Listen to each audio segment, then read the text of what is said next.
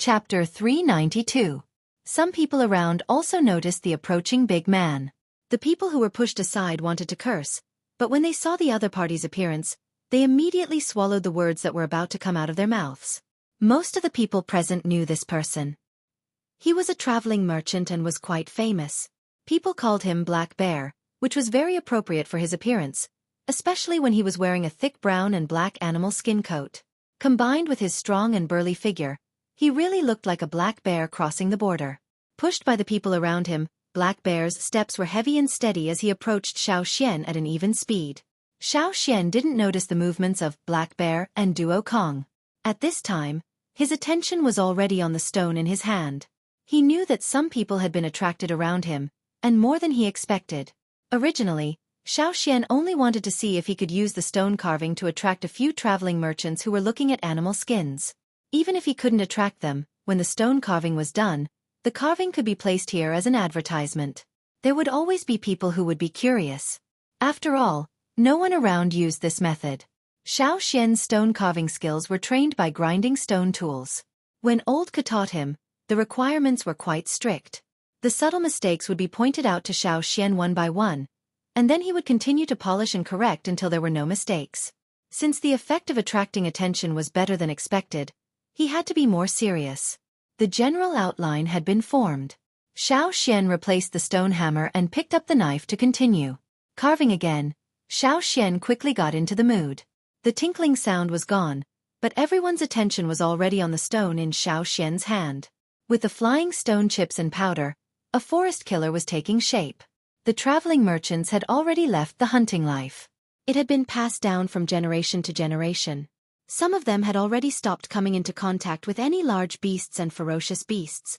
It was natural to feel strange to encounter such a stone carving. "This is a carving of a giant bear?" A Yanjiao person next to Xueqi cried out. When the word giant came out of his mouth, his pretentiousness immediately increased.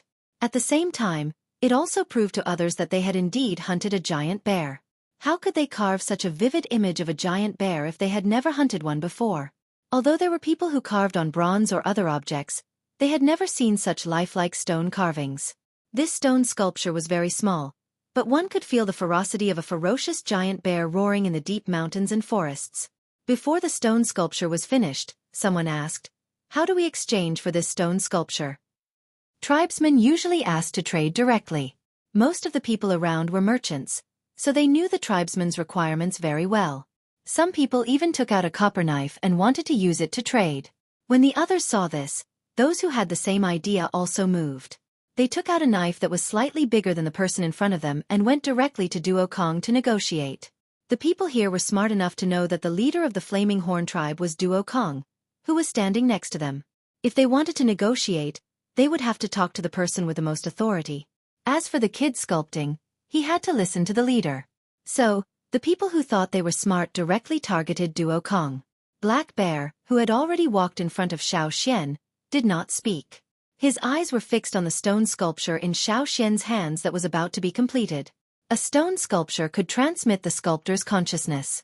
Looking closely, Black Bear could see that this small stone sculpture was actually transmitting a wild and violent aura. It really was like a giant bear waving its giant paws and roaring in the forest. If Xueqi was carving other beasts, Black Bear would not be so serious. It couldn't be helped. Who told him to like bears? Their ancestors worshipped bears and worshipped the strength of bears, but at the same time, they also worshipped the warriors who hunted bears as fierce warriors. Now, the tribe had become a caravan, and they rarely had the opportunity to go into the forest to hunt giant bears. However, their obsession with bears was still passed down. The symbol of their caravan was the totem, the bear. From the moment he saw the stone sculpture in Xueqi's hands, Black Bear's eyes could not move away. "I want 20 pieces of animal skin," Black Bear said. Compared to the others who directly negotiated to buy the stone sculpture, Black Bear's words were more tactful. Duo Kong, who was chatting with a few people, heard this and immediately called for people to count the beast skins. He even chose the best quality ones. Black Bear's reputation was not bad. No matter what his style was in other matters, at least he was very honest when it came to trading. He would not be stingy when it came to trading. There were large pieces of animal skin, but generally speaking, there was no need to specifically mention large pieces of animal skin. Basically, they were talking about small pieces of animal skin. Fearsome beasts were huge, and if a piece of animal skin was too big, it would not be easy to sell. Everyone bought it back to make clothes, so they did not need such a large piece. Therefore, there were small pieces of animal skin. As time passed, everyone formed a consensus. There was a fixed standard, and the size of the animal skin was similar. It was as if they had formed a set of quantitative units. The toll paid to the gatekeeper when they entered the city was a unit of cut animal skin. After the 20 pieces of animal skin were sorted out, Duo Kong had people stack them up and pass them to Black Bear. After checking the animal skin, Black Bear looked at Xiao. How about 20 pieces of animal skin and the stone sculpture for me? I can compensate for it with gold. The gold that people here talked about mostly referred to bronze, which was also the target of Yanjiao people. At this time, Xiaoxian's sculpture was just finished. Hearing Black Bear's words, Xiaoxian blew away the stone fragments on the stone sculpture and looked up at Black Bear. His eyes were calm as he said, 30 pieces. Black Bear's gaze went back and forth between Xiaoxian and Duo Kong. Then he looked away and nodded to Xiaoxian. Okay, another 10. No, another 20 pieces. Bear skins are best. If you don't have any bear skins, then find something close to one. Duo Kong grinned and signaled to the people behind him to sort out another 10 pieces. While the others were sorting out the animal skins, Black Bear received the stone sculpture. He looked at it and was very satisfied. He carefully put it into a thick bag of fur that he carried with him. Then he pulled the rope of his coat, grabbed it with both hands, and opened the heavy coat to Xiaoxian, Duo Kong, and the others in a domineering manner. Black Bear's coat revealed large and small knives, swords, axes, and other bronze tools. Some of them were in the inner clothes, some of the bigger ones like axes and swords were in the waist, and some of the lighter ones were hanging in the inside of the coat. Xiaoxian. He cursed several times in his heart. No wonder Black Bear gave off such a strong sense of heaviness. It really was heavy. How could it not be heavy when carrying so many things? How was this a bear? It was practically a human weapon carrier. However, this also proved that Black Bear was indeed strong. To be able to carry so many things around every day and still live until now, without enough strength, there was no way he could have survived. Duo Kang's eyes lit up. He looked at the objects of different colors and sizes. He raised his hand and pointed at a few of them. Some were big, some were small. How many things could be exchanged for 40 of those animal skins, and what quality they could be exchanged for, Duo Kong knew in his heart. When the two sides finished trading, the people around them started clamoring to trade with them. 5, 10 pieces of animal skins were all bought. With Black Bear in front, they did not doubt the quality and origin of the animal skins that the Yanjiao people brought out. Everyone knew that Black Bear would not buy anything bad. Even if they did not know the Yanjiao people well, following Black Bear was definitely the right choice. They were not as extravagant as Black Bear, but with so many people, Duo Kong was already grinning from ear to ear. However, even if these people wanted more stone sculptures, it was already too late. In one day, almost half of the animal skins were sold. This made Duo Kong very happy. In the past, he might not have been able to sell so many in 5 days. Today, he managed to do it in 1 day. Sure enough, Elder Xiaoxian had a way. At this rate, they would be able to return in less than 10 days. At night, when they were huddled together in a simple tent to rest, Xiaoxian took the time to carve another stone sculpture. This time, it was not a giant bear, but a different kind of fierce beast. For the next 2 days, Xiaoxian would take out a stone sculpture every day. Just like the first day, he would give them away if they bought more. For those who wanted to buy animal skins, this was very attractive. Although many people could not buy dozens of animal skins at once, they would still patronize the Yanjiao area for the sake of the stone sculpture. Those who bought a large number of animal skins to take away the stone sculptures were traveling merchants and people sent by the slave owners to buy them. On the 5th day, the animal skins brought by the Yanjiao people were almost sold out. Everyone did not have to keep an eye on the goods.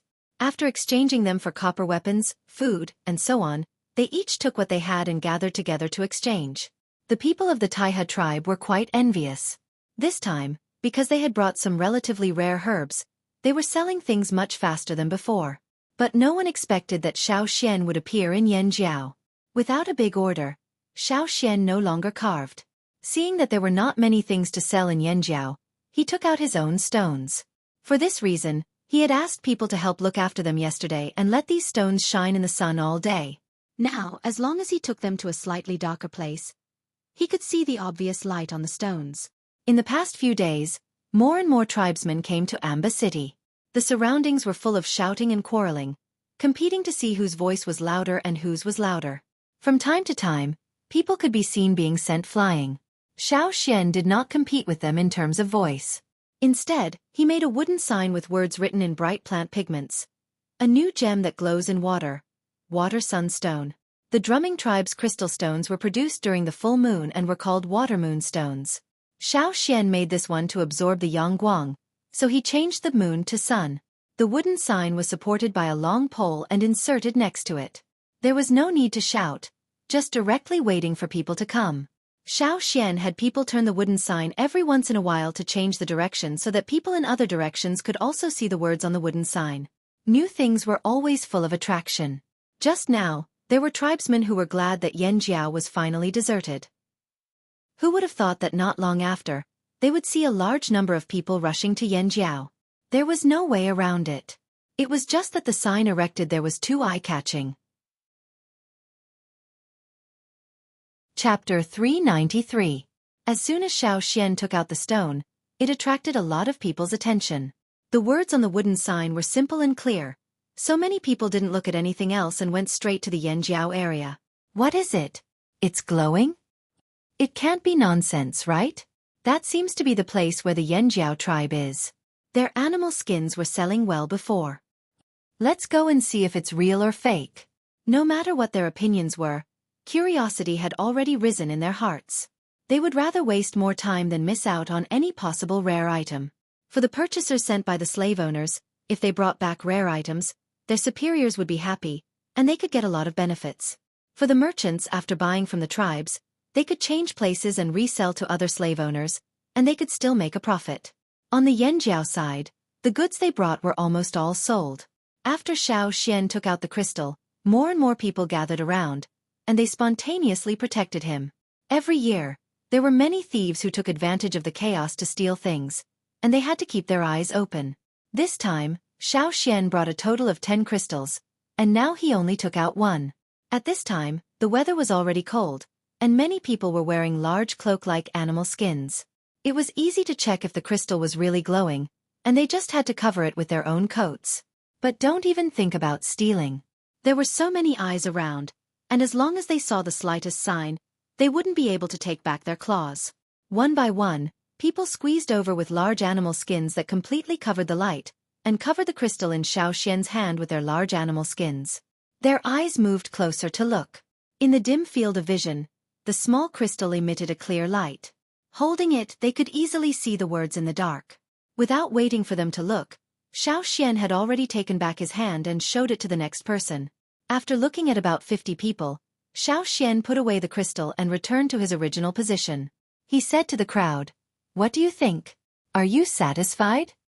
Some nodded, while others remained silent. However, all of them stared at Xueqi with fiery eyes, waiting for him to continue. Xueqi didn't say anything. Duo Kong took over the mission, but he didn't tell the whole truth. He only said that they found this crystal when they were hunting fearsome beasts. They dug it out from the bottom of a river that was connected to the sea. This wasn't a lie. If that river had water, it would be bigger than the one in front of the tribe. It could be considered a big river, right? It was said that the river would flow to another bigger river, and then the bigger river would flow into the sea. This was not wrong. As for the total number of crystals, Duo Kong only said that there were 5.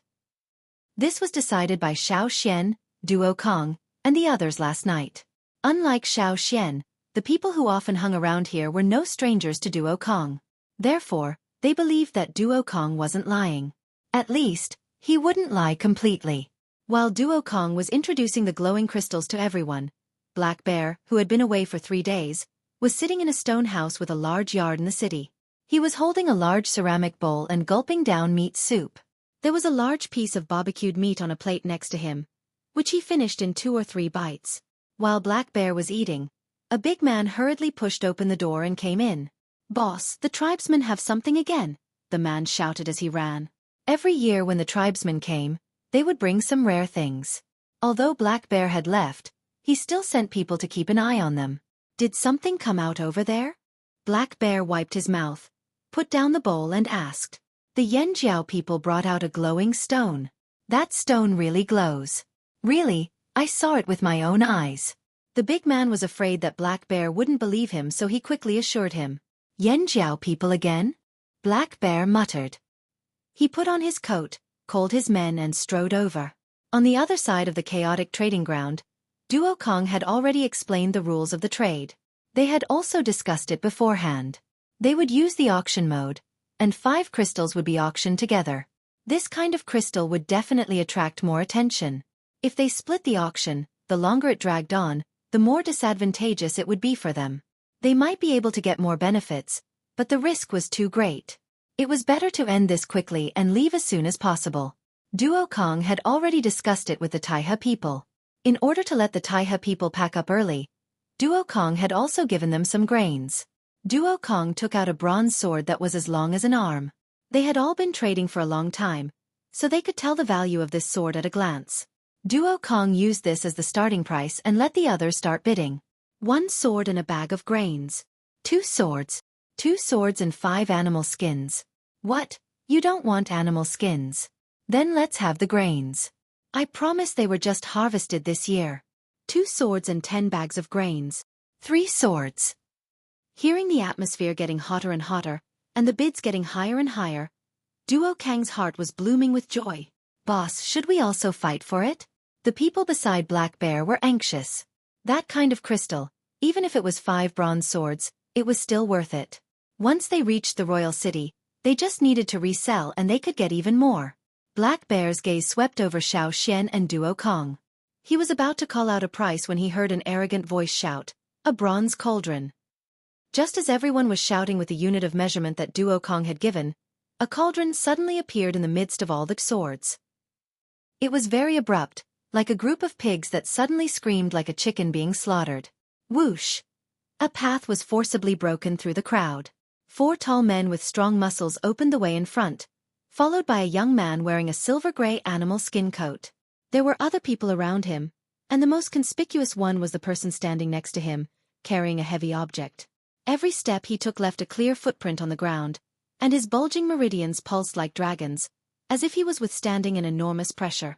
On his back, there was a heavy object wrapped in cloth. A cauldron? Everyone only felt the ground under their feet shaking with the other party's footsteps.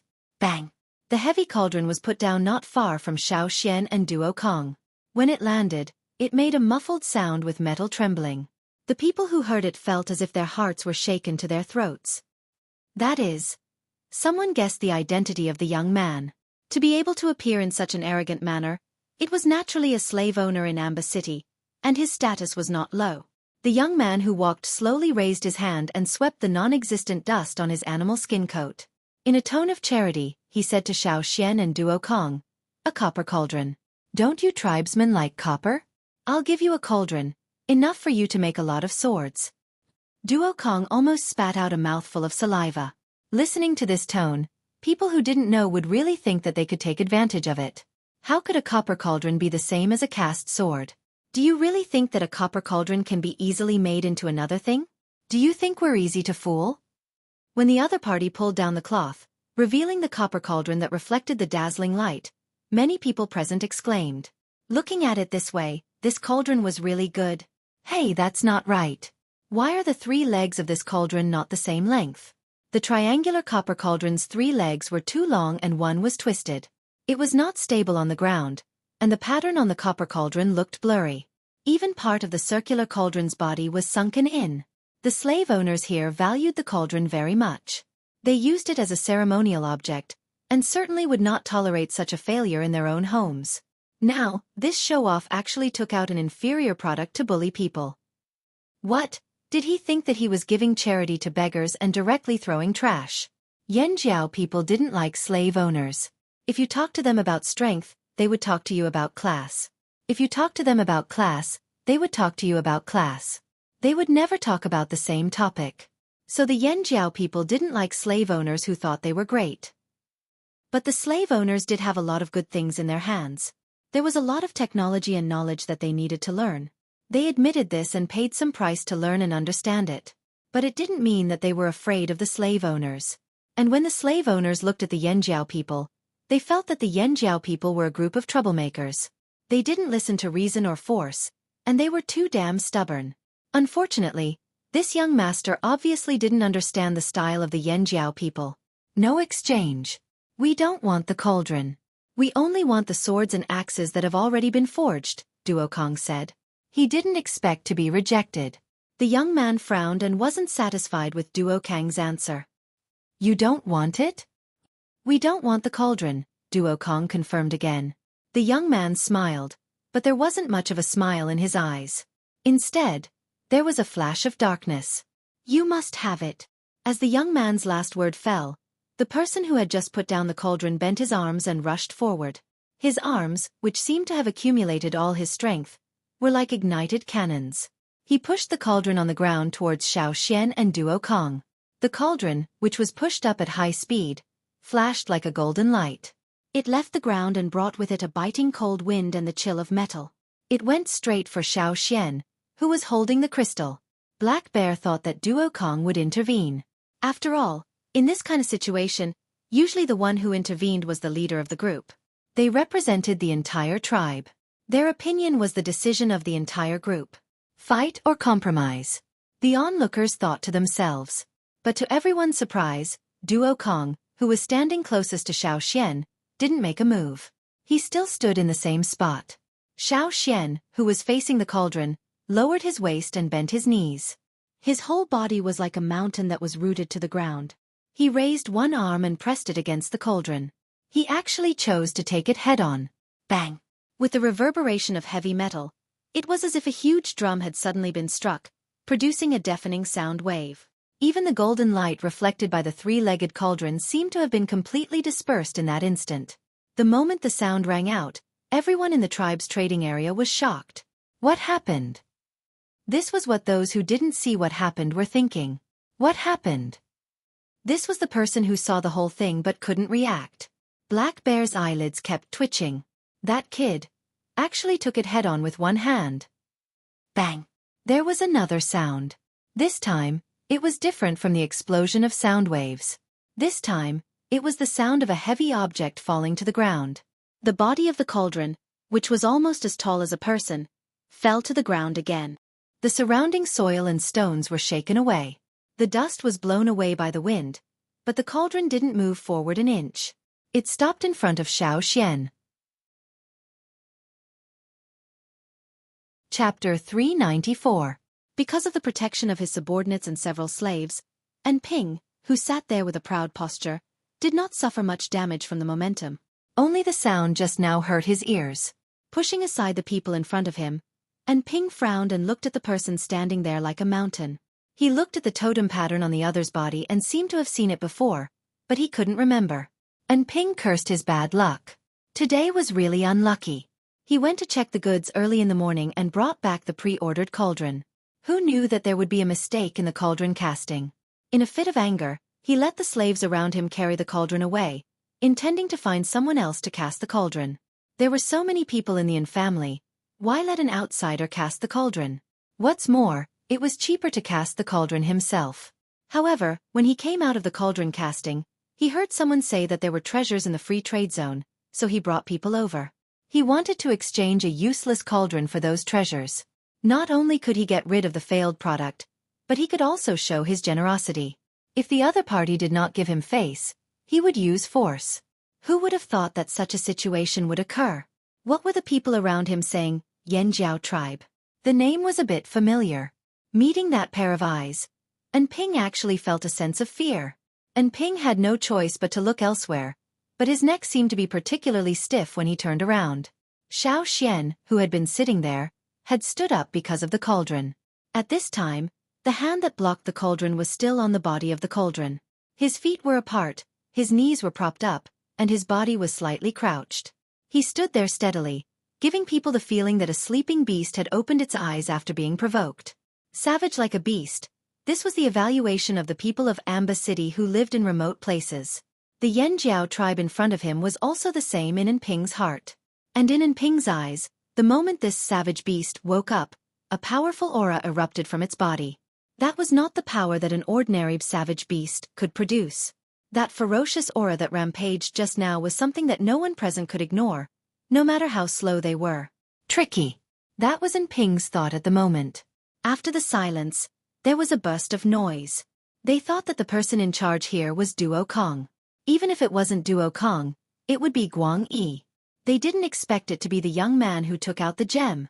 Who is that person? Are all the young people in Yanjiao so powerful? Hee hee, look at that in City Guy's expression. I wonder if the two sides will really start fighting. It's good to fight. We can take advantage of the opportunity to pick up some good stuff. I heard that the Yanjiao people got a lot of good stuff these days. Although many people had other thoughts, they knew to keep their voices down and not say it out loud. They just kept their eyes fixed on the movements on the field, waiting for the opportunity to explode. And Ping's eyelids trembled slightly. For a moment, he really didn't know what to say. The people around Onping rolled their eyes and immediately seized the opportunity to stand up, wanting to leave a good impression in front of Onping. He took a step forward and pointed his finger at Xiao Xian and the others. He raised his chin and said, "What? Do you want to be enemies with the 6 tribes of Amba?" Because they used to belong to one of the 6 strongest tribes, even if they were later merged and subdued, the people of the Amba tribe, who were now the people of An City, still liked to call themselves the 6 tribes of Amba. This way, they would have face and satisfy their vanity. Unfortunately, for the Yanjiao people, it didn't matter if you were from the 6 tribes of Amba or the 7 tribes of Amba. If you stepped on our bottom line, don't blame us for fighting back. Xiao Xian looked at the other side calmly and said, "I heard that you 6 tribes of Amba like cauldrons. We'd better not take what you love. This cauldron is yours." It was clearly an ordinary-looking hand. Compared to the enormous cauldron, it was so tiny. However, the scene from before gave people the feeling that the entire cauldron was enveloped by this hand. At this moment, it was the same. Bang! As the hand on the cauldron retracted and slapped, there was another sound of metal trembling. It was heavy with a high-pitched sound and unrestrained murderous intent. Once again, it resounded throughout the entire free trade zone. The cauldron, reflecting the golden light of the sun, turned into a stream of light and flew straight to the person who had just jumped out. The cauldron flew so fast that the person who had just jumped out couldn't avoid it at all. Under the collision, the skin on the surface of the person's body seemed to suddenly split open, bursting out several bloody marks. Blood splashed from the cracks, and the sound of broken arm bones and sternum was completely suppressed by the sound made by the cauldron. All the people around saw was the figure of the person who flew out upside down with blood spurting out. When he fell to the ground, there was a long trail of blood. The cauldron fell to the ground. Because the 3 feet were uneven, it couldn't be stabilized. After landing, it buzzed and swayed several times before standing crookedly. At this time, the flaws of the cauldron were completely exposed. Black Bear looked at the crooked cauldron with contempt in his eyes. They didn't even bother to look at this kind of thing. As for the idiot who took out this thing and wanted to force a trade, he deserved to be slapped in the face. Not only Black Bear, but even the others who were thinking about how to pick up the scraps secretly felt that this was a good slap in the face. Did they really think that their tribesmen's eyelids were shallow and that they could be dealt with by a little broken thing? Although the onlookers retreated a little further, as if they wanted to stay away from the battlefield, they didn't really leave. They didn't mind watching a show. Moreover, for most of the tribesmen here, they usually gave face to the people surnamed N in Amba City, but they weren't really afraid of them. Naturally, they were happy to see the Yanjiao people humiliate the Ans. Anyway, this matter didn't involve them. On the other side, seeing his subordinates on the ground, and Ping's expression twisted. This was a provocation. A provocation to the authority of Amba City. Unable to sit still any longer, and Ping suddenly stood up and waved his hand. "Beat them." After a pause he added, "Get those glowing stones back for me." After receiving the order, several figures around and Ping rushed straight to Xiao Xian. But this time, Xiao Xian didn't move. When the other side rushed over, several figures also rushed out from his side and behind him. Duo Kong and Guang Yi rushed to the front. Did they think they were dead? If they all relied on Xiao Xian to fight alone, they would be scolded by the shaman and chief when they returned. There was the sound of metal clashing, as well as the collision of bones and muscles. Fists and feet collided, and with the sound of bones breaking, a figure smashed to the ground. Puff puff puff puff. Another sound of people falling to the ground rang out one after another. And Ping's twisted face became even more ferocious with these sounds, but he didn't have the guts to fight personally.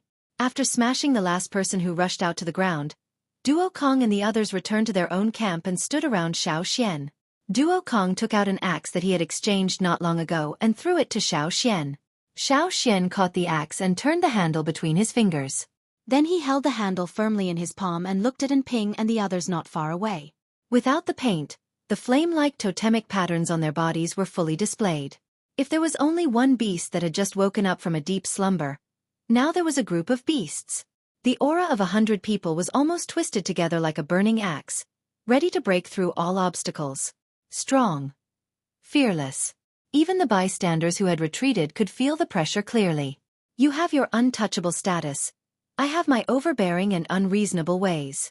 Don't try to reason with me. In the free trade area, the first person to break the rules has no right to talk about reason. No matter what, the Yanjiao people's bottom line was always very clear. You want something? All right, just do as we say. Take out as much as you need, not a single one less. Otherwise, we'll beat you up. There was a sense of anxiety in the air. Even the onlookers didn't dare to make a noise. At this time, a clear voice suddenly came from outside the crowd. What's going on? As the voice fell, the crowd parted to form a path. Unlike Ping, the person who appeared at this time wasn't so ostentatious, but he was more eye-catching. Many of the tribesmen in the trading area knew him. Ping gave people a sense of vanity, but the person who appeared at this time had a noble aura. This was a member of the main bloodline of City. Hearing the voice, Ping's face suddenly changed. He put away his other expressions, and his eyes were filled with panic and fear. But thinking about it, what did he do wrong? How could the tribesmen not be willing to take advantage of him? Thinking of this, Ping quickly walked towards that person. Seeing the other person's gaze, Ping shrank his neck and continued to complain. The first thing he said was, "Those barbarians." Not only the Yanjiao people, but also many of the tribesmen who were watching the show, raised their eyebrows. Barbarians? At least I abide by the basic rules here. What about you guys? Do you think I won't show you how barbaric I am? Yen stood there quietly, listening to Ping's complaint. His expression didn't change, and he didn't interrupt. Instead, he stretched out his palm. It didn't seem to have any offensive power, but when it hit Ping's body, Ping directly spat out a mouthful of blood and flew out. The crowd watching the show hurriedly made way for Ping to fall directly to the ground. If it weren't for Yen here, they would have stepped on him a few more times. Yen looked down on what Ping did. He only felt that how could City raise such an idiot? Fortunately, they were in charge of this branch. As for the other branches Ping belonged to, those who could raise idiots were naturally a bunch of idiots and trash. Yen looked down on them even more. Yen knew that the tribesmen in the trading area were angry, so he simply used Ping to appease the tribesmen in the trading area. Looking at the people around him, sure enough, after seeing Ping get beaten, the anger on their faces faded a lot. Looking around with a faint smile, Yen said in a clear voice, "My City also follows the rules. Since we provide a place for everyone to trade, naturally we will abide by these rules." After he finished speaking, he looked at Xiao Xian and the others. He waved his hand to have people bring over a large box. Yen said, "That crystal stone, I will pay 5 swords and 5 bags of grains. Is there anyone else who wants to increase the price?" The surroundings were quiet. Even if they weren't convinced, after thinking about it, they still gave up. First of all, they really couldn't afford the price City offered. Second of all, they didn't want to compete with the young master of City.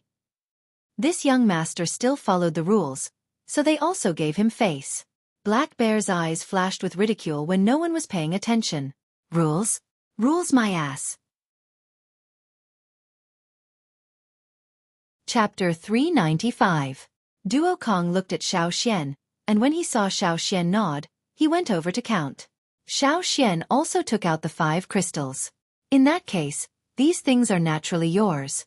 Yen smiled, and the anxious atmosphere from before dissipated. Letting people take the crystals away, Yen also let people drag the cauldron that was standing crookedly on the ground. "This cauldron is a gift to you as an apology." Although the cauldron was a failure, it was still bronze after all. If it was not satisfactory as a weapon, It could be used to make other things. Even Black Bear felt that this gift was good. Duo Kong naturally felt that this gift was very cost-effective, but it also depended on Xiao Xian's thoughts. Young people were, after all, impetuous. Sometimes, in order to fight, it was understandable that they did not want the benefits in their hands. Unexpectedly, Xiao Xian smiled and did not refuse. Thank you. After the two sides completed the transaction, and Yen left with his people, and the trading point returned to its previous state. However, those who wanted to take advantage of the situation were quite disappointed. They regretted that they did not fight. The people of the Yanjiao tribe packed up their things and left amidst the discussion of the people around them. The people of the Taiha tribe also left. This was something they had arranged long ago. On the other side, the people around Black Bear watched the Yanjiao people leave. They raised their thick fingers and pointed in the direction the Yanjiao people left. Boss, should we follow them? Of course. I don't believe that's all they have. Black Bear grinned. The people of the Yanjiao and Taiha skillfully left Amba City, took care of a group of followers, and then quickly left along the road they came from. Originally, Duo Kong planned to go another way. This was what they did every time. When they came, they would take one road, and when they went back, they would take another road. It was safer this way. However, Xiao Xian suggested that they go along the original road for a while, and then change. Anyway, the two roads were not far from each other at the beginning, so it was not too late to change. There wasn't much cover around this section of the road, so if there was anyone, they would be able to discover it in advance. At first, the people from Taiha were against Xiao Xian's decision, but fortunately, they would still change their route when the time came. After thinking about it, they reluctantly accepted it. However, it was natural for them to have their own opinions, so they didn't give him any face. The large cauldron had already been wrapped in a green-gray cloth, so it wasn't as conspicuous as before. The Yanjiao people were strong, so it wasn't that strenuous for them to carry it. After a while, they would switch to another person to carry it one by one, so it wouldn't take too much time.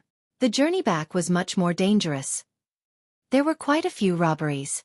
Previously, when they saw the Yanjiao people picking up good stuff, there were already quite a few groups who wanted to rob them. This time, no one held back. Those who needed to be killed were killed. So, a slight sound was heard. More robbers? Everyone was on high alert. Xiao Xian smiled when he saw the approaching figure. They're finally here, Xiao Xian said. You knew we were coming? Black Bear asked doubtfully. I guessed. Xiao Xian didn't say anything else. He had only noticed Black Bear's gaze when he was leaving, and based on other people's evaluation of Black Bear, he had made a final guess. That was why he had everyone follow the original path. The danger level of this journey was not high, and if no one came after this journey, they would switch to another path. Black Bear's thick eyebrows twitched. Then he laughed loudly. You Yanjiao people are really interesting. If they could guess that he was coming, then they could definitely guess something else. The Yanjiao people were smarter than he thought. Seeing that it was Black Bear, the others relaxed slightly. Duo Kong walked up and asked, Could it be that you still want to trade with us? They had left in a hurry, so they still had some things that they hadn't sold. There were even more people from Taiha left.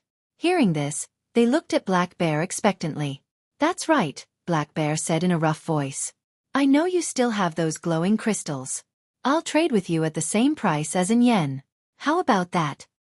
Seeing Xiao Xian nod, Duo Kong was happy. When he heard that Black Bear would buy all of their remaining goods, Duo Kang's eyes narrowed into slits. The people from Taiha were no longer angry. In fact, they were quite grateful for Xiao Xian's decision. Now that they had sold all of their goods, it would be easier for them to go back. After letting his men complete the trade, Black Bear asked Xiao Xian about the use of the glowing crystals.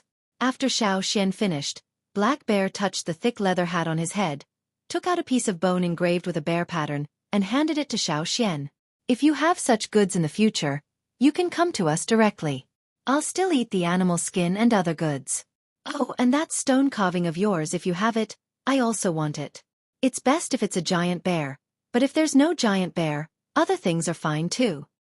Black Bear also mentioned their base in Amba City. Coupled with the bone plate, if Black Bear wasn't in Amba City, they could still trade as usual. The Yanjiao people didn't have to worry about being cheated. Cooperation? The Taiha people were a little surprised. Black Bear's reputation was indeed good, but he didn't always have a fixed partner. They had trading forces everywhere, so they didn't have to be afraid of the people of Amba City. Even if they were enemies of Amba City, they would still trade with them, not to mention the Yanjiao people who only had a little friction with them. But even so, the Taiha people were still surprised that Black Bear would find Yanjiao people to cooperate. Could it be that he really took a fancy to Yanjiao's crystals? After the trade was completed, Black Bear added, "Don't believe the people of Amba City, especially when they mention rules. Because in the hearts of the Amba people of the 6 tribes, what they say is the rules." The people of Amba City never had fixed rules. In the past, when the Yanjiao people went to Amba City to trade, it wasn't conspicuous, and there weren't many things that they really valued. But this time was different. The Yanjiao people not only beat the people of Amba City, but also took out things that would cause trouble. "Thank you for telling us," Xiao Xian thanked him. "Even if I didn't tell you, you would still be on guard." Black Bear's eyes swept over a large wooden box next to Xiao Xian. "Can I know what's inside?" Just now, when Xiao Xian moved the box, he heard a little sound. It wasn't the sound of metal, but more like the sound of stones colliding. Could it be that there was still something good that hadn't been taken out? As a businessman, sometimes his curiosity was still very strong. Otherwise, how could he smell a business opportunity? "Those are not things for trade." Xiao Xian refused. With that said, Black Bear was even more curious. He pestered Xiao Xian for a while, promised some other benefits, and took out some small bronze objects as gifts. Only then did he let Xiao Xian open the box. When he saw the things inside, Black Bear was stunned for a moment, then burst out laughing. Then, in a good mood, he called his men to leave. The people of the Taiha tribe, because of their angle, did not see what was in Xiao Xian's box. What was inside was not the things that Xiao Xian exchanged with the crystal stones. Naturally, it was something else. What was it? Ignoring the curious gazes of the people of the Taiha tribe, Xiao Xian packed up his things and planned to set off again. The person he was waiting for had arrived, so it was time to change his route. With Black Bear as a partner, the Yanjiao people would not have to worry about being rejected by the people of Amba City when they brought things to trade. After taking 2 steps, Xiao Xian stopped again. He saw that the cloth wrapped around the cauldron had been torn. Guang Yi was letting people wrap it with other cloth. Although this was a failed cauldron, the material and parts of the cauldron were still very exquisite. The body of the cauldron was heavy and thick, and the engravings and words on it were full of an ancient and fierce sense of mystery. At that time, when An Yen proposed to give the cauldron as a gift to the Yanjiao people as an apology, the others felt that because the cauldron was a bronze object, it could be recast into other objects, or exchanged for more benefits, so the Yanjiao people accepted the gift. But Xiao Xian agreed to accept the cauldron not entirely because of this. The main reason was that he was very interested in the engravings and words on the cauldron. The people of the Great 6 cities used the cauldron as a ceremonial object. The cauldron symbolized power. Whether it was a major celebration or a reward for people, many times they would record some more special things on the cauldron, representing different meanings. And Xiao Xian was interested in this. Yes, most of the people here were literate, but the extent of their knowledge was very limited. The words they were familiar with were the words commonly used in daily transactions. As for the more complicated words, there were fewer people who understood them. Some of the more complicated sentences were extremely simple but profound, just like the conclusion used by the tribe in the past. They were even more confusing, so there were even fewer people who cared about them. Many people made their own weapons, but never added words on it. At most, they added their tribe's totem or name, and nothing else. They felt that it was too troublesome, and were not as particular as the people of the Great 6 cities. Not only did they add words, but they also drew a lot of other patterns that were superfluous to them. Just like this cauldron, although they knew that there were words on the cauldron, they only felt that it was for decorative purposes and could not understand it. They were also not interested in these things, so naturally they would not look at it. When the cauldron was wrapped up again, Xiao Xian's gaze moved away from it. "Let's change our route." Duo Kong called the rest of the people who were still resting, and the group set off again. On the other side, Black Bear led his people away. There were also people who tried to rob them, but they were all dealt with quickly. "Boss, you saw that kid from the Yanjiao tribe in the box. What was in it?" One of the people in Black Bear's team pulled a leaf from a nearby tree, wiped the blood on his sword, and asked. "Something interesting," Black Bear replied. "What could make you laugh like that?" Everyone was puzzled. "How many of the people in Yen sent out do you think will come back?" Black Bear asked. They had a wide network of people in an city, so they were naturally aware of Yan's movements. Don't be fooled by Yan's righteous appearance in front of others. He kept talking about the rules, but in reality, he was ruthless. As soon as the Yanjiao people set off, he sent people to chase after them. He also knew that the Yanjiao people used to take a different route back, so he sent people to chase them in that direction. He did not expect that the Yanjiao people would go back the way they came. However, they would definitely meet the Yanjiao people later on. Speaking of which, neither route was safe. On one side, there were people from other tribes waiting to ambush them, and on the other, there was Yan's people chasing after them. If it was before, Black Bear might have sympathized with the Yanjiao people. But now, Black Bear felt that the other side might be the unlucky one. The others in the group were still discussing Black Bear's words. Seeing Black Bear's gloating face, they could not help but ask, "Boss, how many of Yan's people do you think will come back? Even if they fail, at least half of them will come back, right?" "Half? Hey, 10 or 20 is more like it. How is that possible?" The others did not believe it. "Is it a trap? That's impossible." It was not that they looked down on the Yanjiao people, but they knew that most tribesmen still cherished weapons. Even if they set up an ambush, they would choose wood, rope, and so on. If that was not enough, they would use all kinds of medicine. As for metal, they were pitifully few, because they were reluctant to use it. The lethality of wood compared to metal was, of course, much smaller. Bone was very restrictive and inconvenient to use, so in the use of many traps, many tribesmen may not be able to compare to the people of the 6 great cities. Not everyone was as generous as the slave masters of the 6 great cities. In this world, there are not only wood and metal. Black Bear sighed. Stone tools, this thing that had almost disappeared from the stage of history, he saw in the Yanjiao people. Moreover, they were very meticulously made, as if the maker had already thought about how to use those stone tools. Like a spider perched in a hidden corner, when it pulled out the first silk, it knew what kind of web it was going to weave. Chapter 396. When Xueqi was in the free trade area, before he took out the crystal stones, he would spend his free time every night polishing stone tools. Because the animal skins sold quickly, many of the Yanjiao people were idle for the next few days. Xueqi asked them to find stones, and then choose the stones they were satisfied with and polish them into the required stone tools. Xueqi learned from Duokong and the others what kind of terrain the road back was, how high the mountains were, how much vegetation was distributed, how many species of animals and plants there were, and so on. Therefore, when he was polishing the stone tools, he had already thought about what kind of traps and nooses to set up. Even if there were no crystal stones, according to Duokang's past experience, they would still encounter a lot of robbers. In the free trade area of Amba City, many people could talk and laugh with you one day, but the next day they could ambush you in the mountains and kill you. When going out to trade, it was necessary to be vigilant. Therefore, Xueqi made these stone tools to prevent too many people from chasing after them. Stone tools were not like gold tools. As long as there were no special requirements, the requirements for stone were not very high. Usable stone materials were everywhere in the mountains and forests, unlike gold tools, which were not distressed to waste. For many tribesmen, a small dagger could be precious. Of course, it was impossible to throw out gold tools like darts or hidden weapons. If they threw them away and couldn't get them back, they would definitely be distressed. Obviously, the people sent out by Yan to chase after them had the same idea. They inquired about the Yanjiao people's previous style of conduct and inquired about their past deeds, but they had never heard that they would use large-scale traps and hidden weapons on their way back, so they didn't care about chasing after them. At first, because the Yanjiao people did not follow the original route, they didn't see any figures. Later, when they saw footprints and other traces of walking, they excitedly continued to chase until they heard the slight sound of a string bouncing. It was as if a bird had flown up from a tree, and then they were faced with dense wooden thorns. It was really too sudden. Even if they reacted quickly, they couldn't completely avoid the sudden attack of the wooden thorns.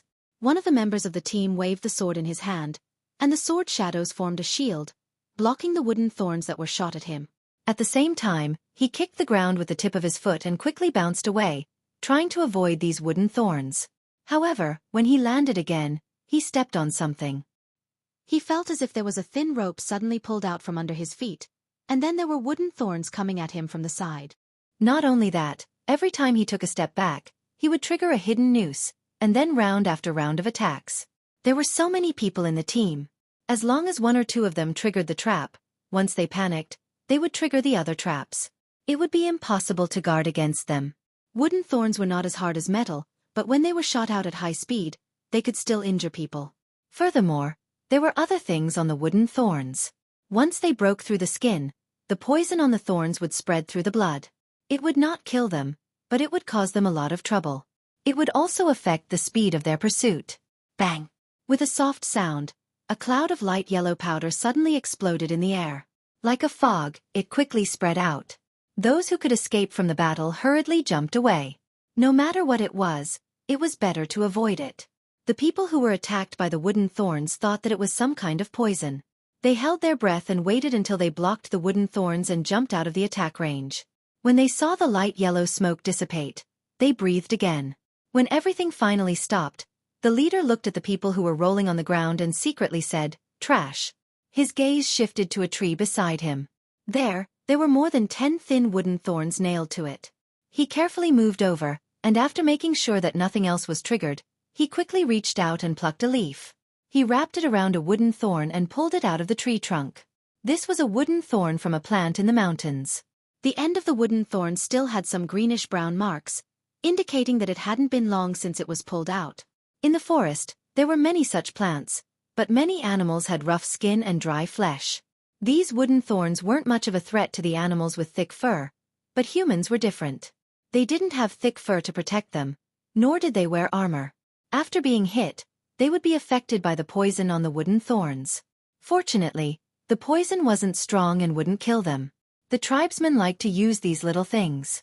The leader sneered. However, who was the one who had set up the continuous attacks that were as dense as raindrops?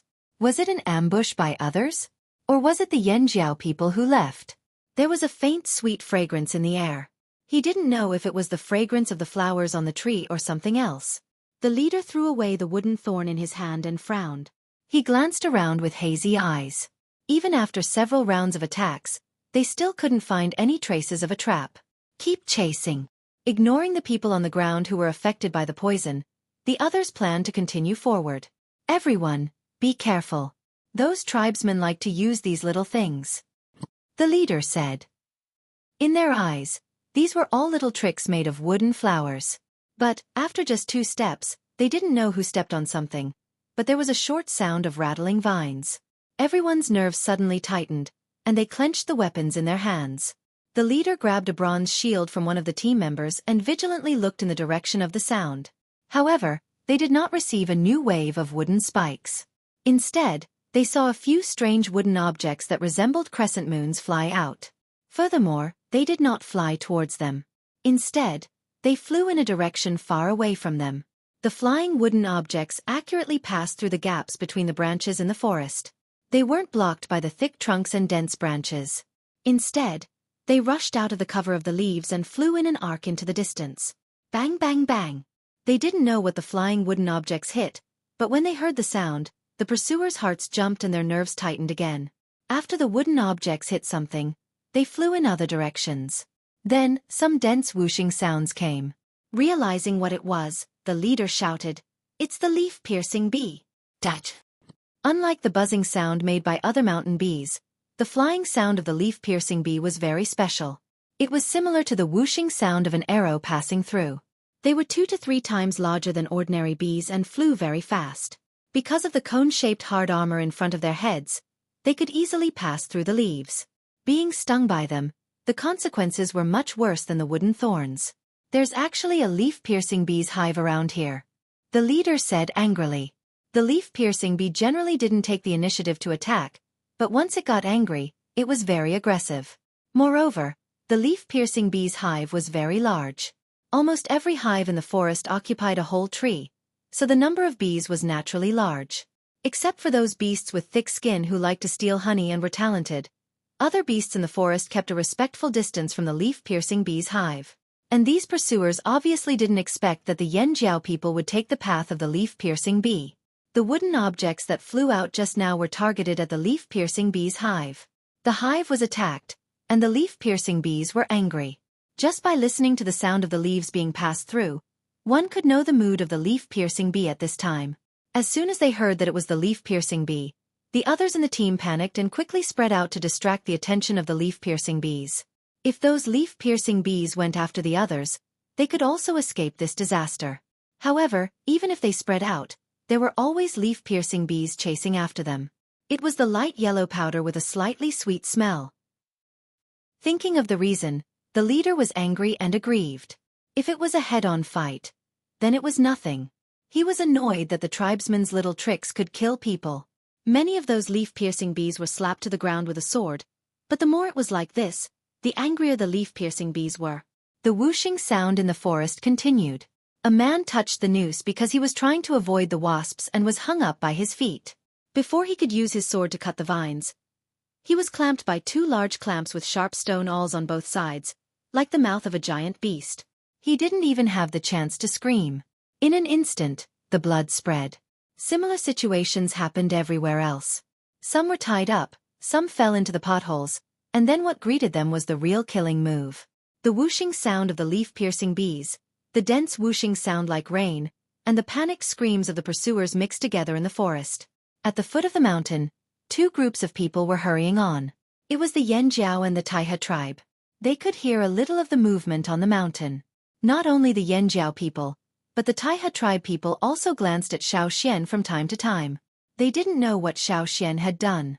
After changing paths, Xueqi told them to hurry on with all their might, ignoring the traces left on the ground. Then Xueqi brought a few people to cover their backs. Before leaving, he asked the Taiha tribe people for some medicine.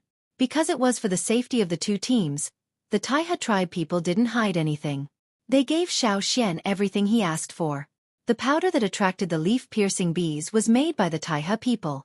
They dared to walk near the leaf-piercing bee's nest because the Taiha people had a way to avoid the leaf-piercing bees. The team waited for a while at the foot of the mountain. Xueqi came back with people, but the expressions on the faces of the people who came back were very strange. Some were at a loss, but some were looking forward to it. Duo Kong was one of them. He originally thought that Xueqi brought them to block the pursuers, but he didn't expect that when they reached the mountainside, Xueqi told them to stop and then assign tasks.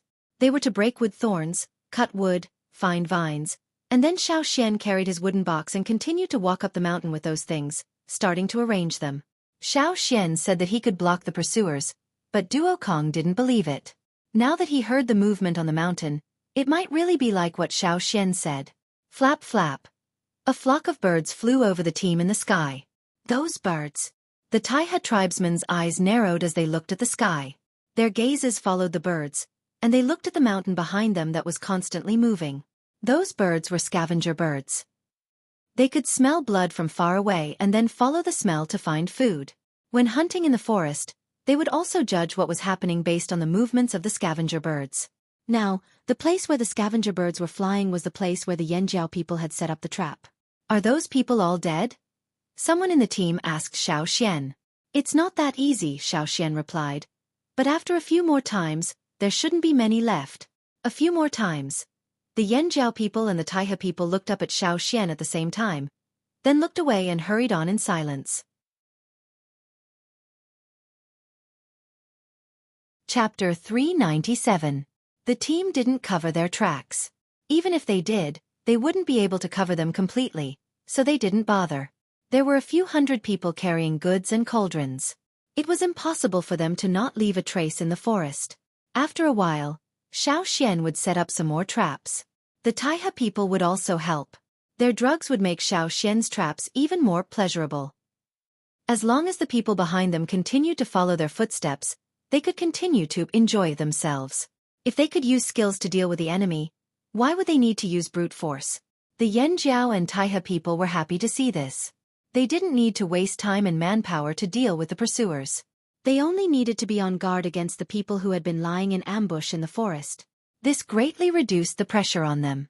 2 days later, the number of ambushes had decreased. They didn't see a single person after half a day. Duo Kong relaxed. It was finally over. From now on, they only needed to be on guard against the beasts in the mountains. Because of Xueqi's traps, the people behind them didn't catch up. Occasionally, they would see a flock of scavenger birds chirping as they flew overhead.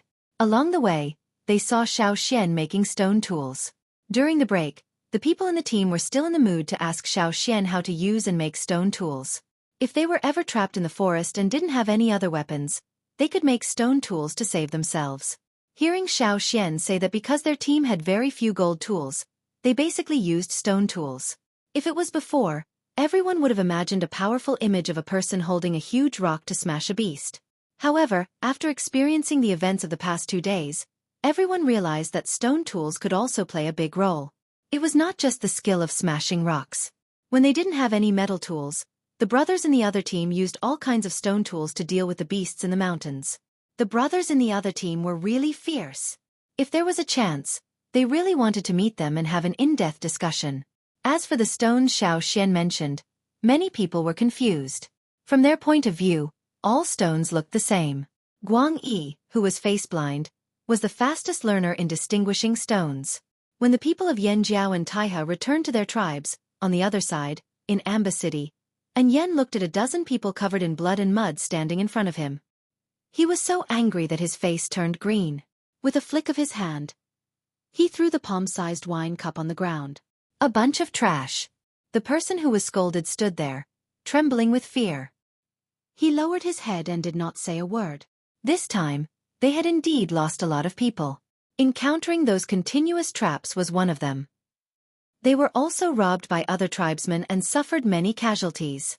Once they were out of Amba City, the other tribesmen put away their smiles.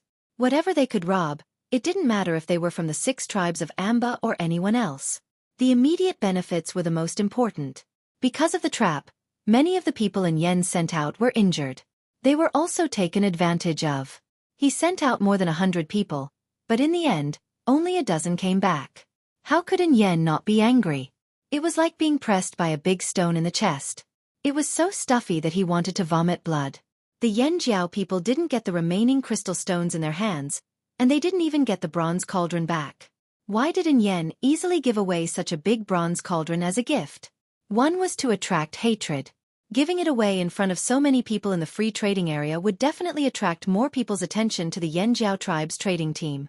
Of course, Yen was happy to borrow other people's hands to cause trouble for the Yanjiao people. The second reason was to use the bronze cauldron to delay the Yanjiao people's pace.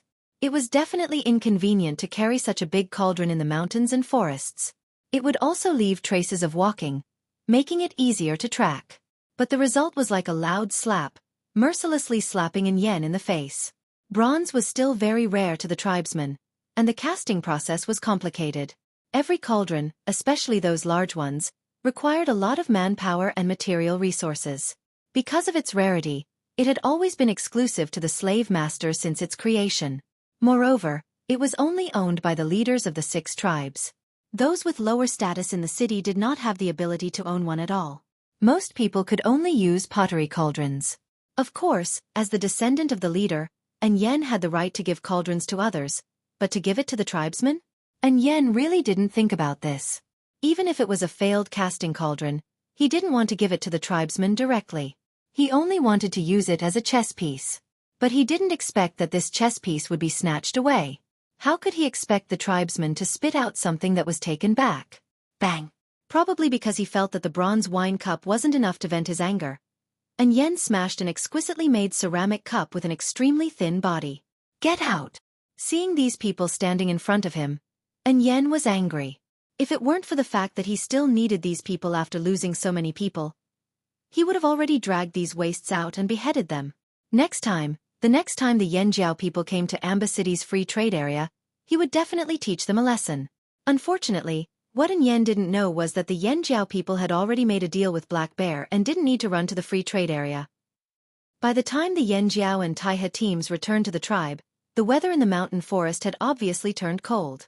Standing at a high place, they could see the yellowed leaves everywhere in the mountain forest. It wouldn't be long before those leaves completely fell, and at that time, winter would come. After going out to trade, the Taihe tribe people learned one thing. It was better not to provoke Yanjiao's little elder. He could fight head-on. Playing dirty? He could still do it. Especially the few people who fought Xiao Xian before. They were glad that Xiao Xian didn't trap them at that time. Otherwise, they would have been tortured to death or angered to death. After parting with the Taihe people, Duo Kong led the team back to the tribe with a smile on his face. The big cauldron that reflected the golden light was also carried by Duo Kong. At this time, there was no need to hide it. He lifted the cloth to reveal the body of the cauldron, which was quite eye-catching. Looking at Duo Kong, who couldn't wait to jump up and show off with the cauldron, Xueqi pursed his lips and called for the others to follow. Walking through the forest, they saw the river outside the tribe. On the other side of the river, Chief Zhang Luo led the tribe people and stood there to welcome the trading team. The big cauldron Duo Kong carried almost blinded the eyes of the people who came to welcome them. Zhang Luo's first reaction when he saw the big cauldron was disbelief. He closed his eyes and opened them again. Duo Kong was still carrying the shining cauldron with a grin on his face. If they didn't exchange for something useful, how could they exchange for a big cauldron? And it was a flat one. If they used it to cook, it wouldn't even be as good as the big stone pot left by their ancestors. Seeing that the cauldron was unstable, Zhang Luo's expression darkened. What's going on? Zhang Luo went forward to ask. If Duo Kong had exchanged for this cauldron with weapons, he would immediately call for a tribal meeting and remove Duo Kong from his position as chief. Duo Kong put down the cauldron and shook his arms to loosen his muscles. Then he smiled and said, "You mean this cauldron? It's Xiao Xian's." When he heard that it was Xiao Xian's, Zhang Luo's expression stiffened. His questioning expression softened. He was about to reprimand Duo Kong for not advising Xiao Xian to exchange for the cauldron when Duo Kong briefly explained the situation. After hearing this, Zhang Luo put away his dissatisfaction and stroked his beard. He smiled and said, "Since it's a gift, just accept it." Who wouldn't accept something that was delivered to their doorstep? As the chief of the tribe, Zhang Luo obviously thought of more things. To the slave masters, this cauldron was not something that could be casually given away. He could already guess in Yan's expression now. They went for wool and came home shorn. They deserved it. They deserved it for showing off. When he heard that Duo Kong was working with Black Bear, Zhang Luo smiled even harder. He said, Good. Zhang Luo, who was in a good mood, called Xiao Xian up the mountain and gave him some linen and silk fabrics. While you were out, another team from the tribe went to trade with other tribesmen. I have a lot here. Take some with you. Although ramie and other textile materials were rough, they were cheap and easy to obtain. Everyone used them more, but silk fabrics were rarely used. The slave masters really liked those glossy and smooth fabrics. After giving Xiao Xian some linen and silk fabrics, Zhang Luo asked Xiao Xian about the trade. Duo Kong only gave a brief explanation. He wanted to know more about the details. When he finished, Zhang Luo looked at the cauldron he brought back. Cloud pattern flat cauldron. It should be made by the Xia people, Zhang Luo said. Xia people. Xiao Xian didn't know much about this. Yes, it used to be the Xiab tribe. The Xia people were good at casting. After the tribe split up, the Xia people used Gongjia as their surname and made a living by casting. Many cauldrons in Amba City were made by them. The Xia people's style is mainly round cauldrons and cloud patterns. In recent years, they have more flat cauldrons. The 6 tribes are now casting cauldrons. Most of them are round cauldrons, followed by square cauldrons, and flat cauldrons are the least common. More than half of the round cauldrons and flat cauldrons are made by the Xia people. Plus, the Xia people like cloud patterns and not beast patterns, so this cauldron should be made by the Xia people. But I don't know why this cauldron failed. Zhang Luo looked at the flat body of the cauldron and then at its feet, puzzled. Since he couldn't figure it out, Zhang Luo stopped thinking about it. He said to Xiao Xian, "You can decide on this cauldron. You can melt it or keep it for your own soup." Xiao Xian carried the cauldron out of Zhang Luo's place. When he returned home, he put the cauldron in his stone crafting room. It was big enough and spacious enough for him to study the patterns on the cauldron. The words on the cauldron were a little cryptic and ancient. If it were anyone else, they probably wouldn't be able to read or understand, but Xiao Xian could still understand some of it. The usage of the language here had more or less changed after 1,000 years. There were some differences in the usage of words and grammar. What Xiao Xian learned from the people in the desert was actually the usage of the language here from 1,000 years ago. It was closer to the ancient method on the cauldron. Xiao Xian wrote all the words on the body of the cauldron on a piece of cloth for later study. But when Xiao Xian finished writing those words and looked at the cauldron standing there crookedly, he felt that the patterns on the body of the cauldron were a little strange. It was like a whirlpool, attracting people's attention.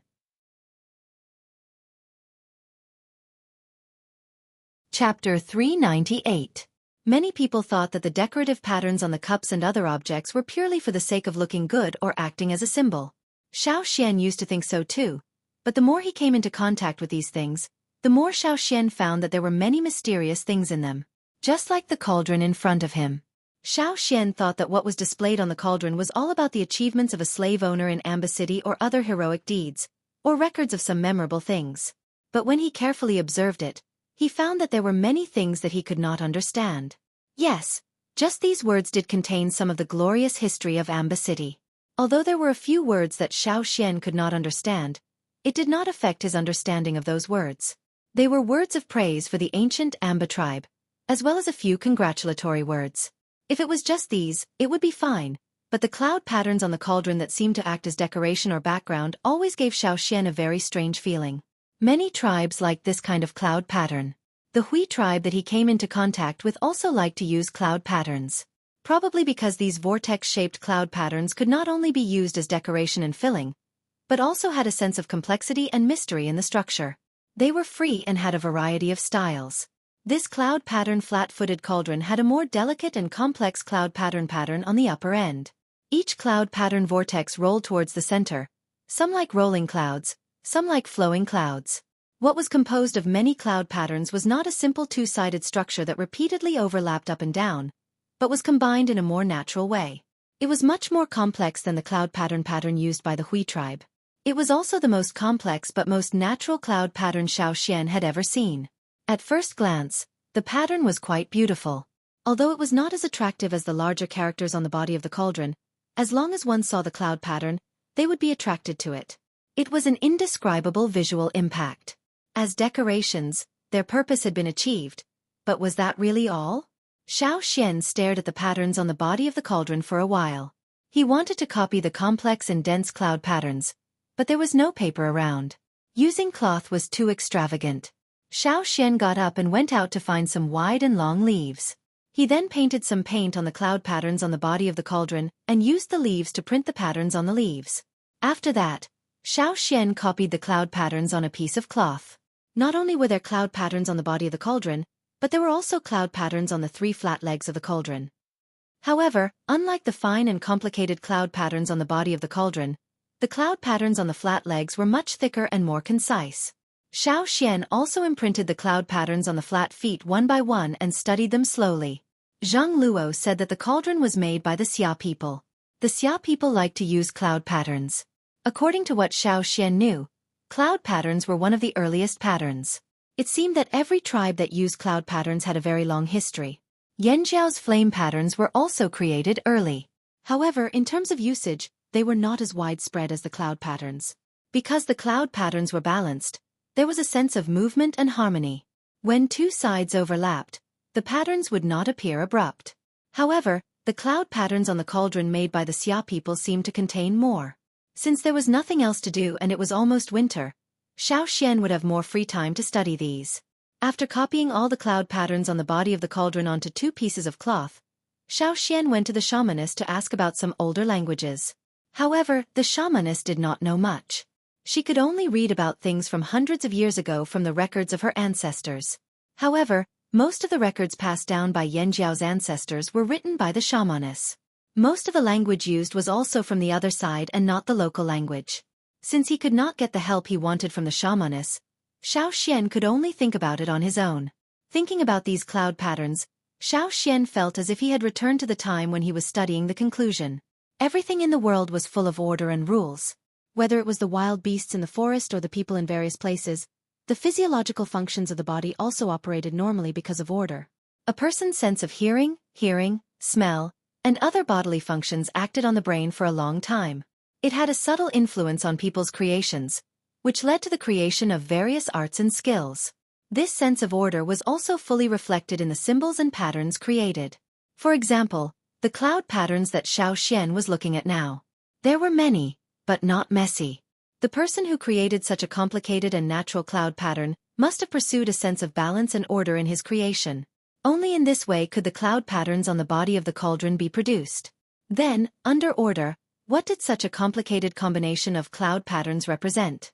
Xiao Xian stared at the cloud patterns for a day but could not figure out anything. After thinking about it, Xiao Xian went to the forest to pick up some leaves. The leaves that fell on the ground had already turned yellow, but they had not withered. The leaves were wider, and each one was larger than an adult's palm. They were also thicker. After picking up the leaves, he dried them under the sun and stored them for later use. At the same time, Xiao Xian also made a square sand table. The sand table was not deep, about 1 square meter in size. Xiao Xian picked up a branch and drew on the sand table. The combination of the complex cloud patterns seemed too difficult. Xiao Xian tried to divide the cloud patterns into several pieces and draw them on the sand table. Every time he separated a cloud pattern, he would draw a single cloud pattern on a leaf. After spending 5 days, Xiao Xian finished disassembling the cloud patterns on the cauldron. It was only a preliminary disassembly. He did not know if it was correct or not. Because there was no comparison, no one could tell Xiao Xian whether it was correct or not. Art existed in exaggeration and rendering, and the artistry of the pattern made it much more difficult for Xiao Xian to disassemble it. After thinking for 5 days, in addition to eating, drinking and going to the toilet, all the time was spent on disassembling. When he finally finished drawing the last cloud pattern, Xiao Xian was tired. With dark circles under his eyes, he ate a large pot of mountain fruit and meat soup. After a good sleep, he walked out of the house. Although the Yangguang outside was not as bright as before, for Xiao Xian, who had been cooped up in the house for 5 days, it was a bit dazzling. After recovering from his trance, Xiao Xian planned to go to other places at the foot of the mountain to relax. It was not necessarily beneficial to be tense all the time. Maybe he could get some inspiration by walking around. Recently, the temperature had dropped sharply. Almost every day, the temperature difference from the day before could be felt. Looking into the distance from the mountain, a lot of yellowed trees could be seen 5 days ago, but now they were much thinner. Recently, the people who went out to trade had all returned. Not only did Duo Kong bring people to trade in Amba City, but there were also people who went to other tribes to trade, silk fabrics, and other things. Some of the hunted meat was hanging outside to dry. Walking down the road, Xiao Xian saw many beast heads and legs hanging in front of every house. Seeing a familiar figure, Xiao Xian shouted, "Zhao Ming, what are you doing?" Zhao Ming, who was carrying fruit into the house, looked in Xiao Xian's direction and said happily, "Xiao Xian, elder." Xiao Xian looked at the fruits wrapped in big leaves. These were all kinds of fruits that were rarely eaten in the tribe. He asked, "What are these for?" "To make soup." Some fruits were not eaten directly. The tribesmen used them as seasonings to make soup. "No, these are for the tapers." Speaking of this, Zhao Ming's face was red. Xiao Xian remembered that he brought back a nest of tapers from hunting. Both the big ones and the small ones were brought back in a net bag for Zhao Ming to raise. "Where's your brother?" "Not at home." Xiao Xian scanned the house and did not see any adults. He went to chop wood with the others. Zhao Ming brought Xiao Xian to see the tapers he raised. The little tapers were bigger than when Xiao Xian brought them back. Their fur had grown thicker. The colder the weather, the more fur these tapers would have to protect them from the cold. When they saw Xiao Xian come over, they all squeezed towards the mother model. The big ones and the small ones all nested in the corner with branches and dried grass. "They're quite energetic. You raised them well. You can eat them when they're a little bigger." Xiao Xian looked at the tapers and said, "Xiaobi's mother said that these tapers will grow faster after winter. They don't eat much in winter, so they grow slower." Zhao Ming thought of something and said happily to Xiao Xian, "But when they grow up, I won't eat them anymore." "Why?" Xiao Xian was confused. Didn't these little kids always drool when they saw the wild animals in captivity? Why wouldn't they eat them? Zhao Ming smiled, showing his white teeth. He did not speak, but faint patterns appeared on his face. The patterns were gradually deepening. It was not as fast as Xiao Xian's, but it was definitely deepening steadily. Totemic patterns. Xiao Xian was shocked, then smiled. "Congratulations, you're about to become a totemic warrior." Although he had heard about it from others, it was Xiao Xian's first time seeing a tribesman who did not awaken during the ceremony. Perhaps this was the difference brought by the disappearance of the fire seed. The fire seed had been integrated into every Yanjiao's bloodline. As long as they reached the boundary of awakening, the fire seed in their bloodline could help them awaken at any time. There was no need to wait for the ceremony. As for why Zhao Ming said he would not eat tapirs, of course, it was because once he became a totemic warrior, he could eat higher-level beasts, such as fearsome beasts. Even if he could not eat them, he could exchange them for other things. It was not a loss. After walking around the foot of the mountain, Xiao Xian was called up by Guang Yi, who was carrying a large bundle of firewood. Before this, Xiao Xian did not go out. He looked like he was busy with something, so no one bothered him. Now that Xiao Xian had come out, they called him up the mountain to talk. After spending so much time together, Guang Yi, who had face blindness, finally had an impression of Xiao Xian. Although Xiao Xian's face was still blurry, he could recognize Xiao Xian just by looking at the bone ornaments Xiao Xian wore. Winter is coming. The shamaness said it will start snowing in 3 days. The chief has been discussing the winter hunt for the past 2 days, Guang Yi said to Xiao Xian. Usually, when winter started, there would not be heavy snow. The tribe would organize a hunt, and when it started snowing, they would not go out. After going up the mountain, Duo Kong asked Xiao Xian if he wanted to go for the winter hunt. The winter hunt had its dangers. Not everyone was suited for it. I'll go, Xiao Xian said. He wanted to use this opportunity to hunt a better prey to make a ceremonial animal robe for the ceremony. Winter here was not long. After the end of winter, there would be the most important ceremony of the year. This was also the first ceremony Xiao Xian attended since he came here.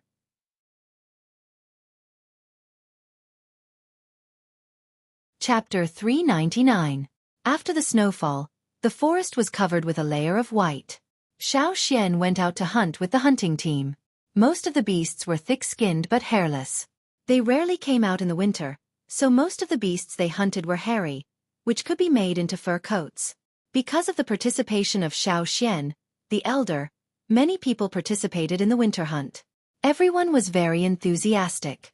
In addition to hunting, Xiao Xian also went to the dry riverbed to fish some stones back. When he was free, he would make some glowing crystals for everyone to use. The winter night would be darker, so the crystals would make it easier for everyone to move around. During the winter hunt, Xiao Xian hunted a hairy giant beast, which he used as a sacrificial animal clothing. When the snowfall in the forest increased, the people in the tribe stopped going out. The river around the tribe was also frozen, so there was no need to build a bridge. They could walk directly on the river. The children in the tribe liked to play on the river. For the people in the tribe, winter meant boredom. Every day, they would gather in groups of 3 to 5 to exercise their muscles and bones, and teach the new warriors. Since they couldn't go out to hunt, they could only use other ways to vent their energy. Xiao Xian spent most of his time in the house studying the cloud patterns. Occasionally, he would come out for some exercise, and then he would study again. Sometimes, he would ask the craftsmen in the tribe for advice. Their craftsmanship came from their ancestors, who learned it from them, and then summed up their own experience and passed it down from generation to generation. They had a good understanding of the casting and forging styles of each faction, and had a lot of contact with the works of the Xia people. However, the craftsmen in the tribe didn't know much about the cloud patterns that Xiao Xian asked about. The craftsmen did give Xiao Xian some handwritten notes from their ancestors. Because the craftsmen sorted them out by themselves, they were messier than the ones left by the shaman. Some of them were missing parts, or they weren't clear. Xiao Xian could barely read them. In order to express his gratitude, Xiao Xian gave them a few glowing water sunstones, which made the craftsmen very happy. He spent the winter studying cloud patterns and making water sunstones. When Xiao Xian heard the cheers outside, he realized that winter had already passed.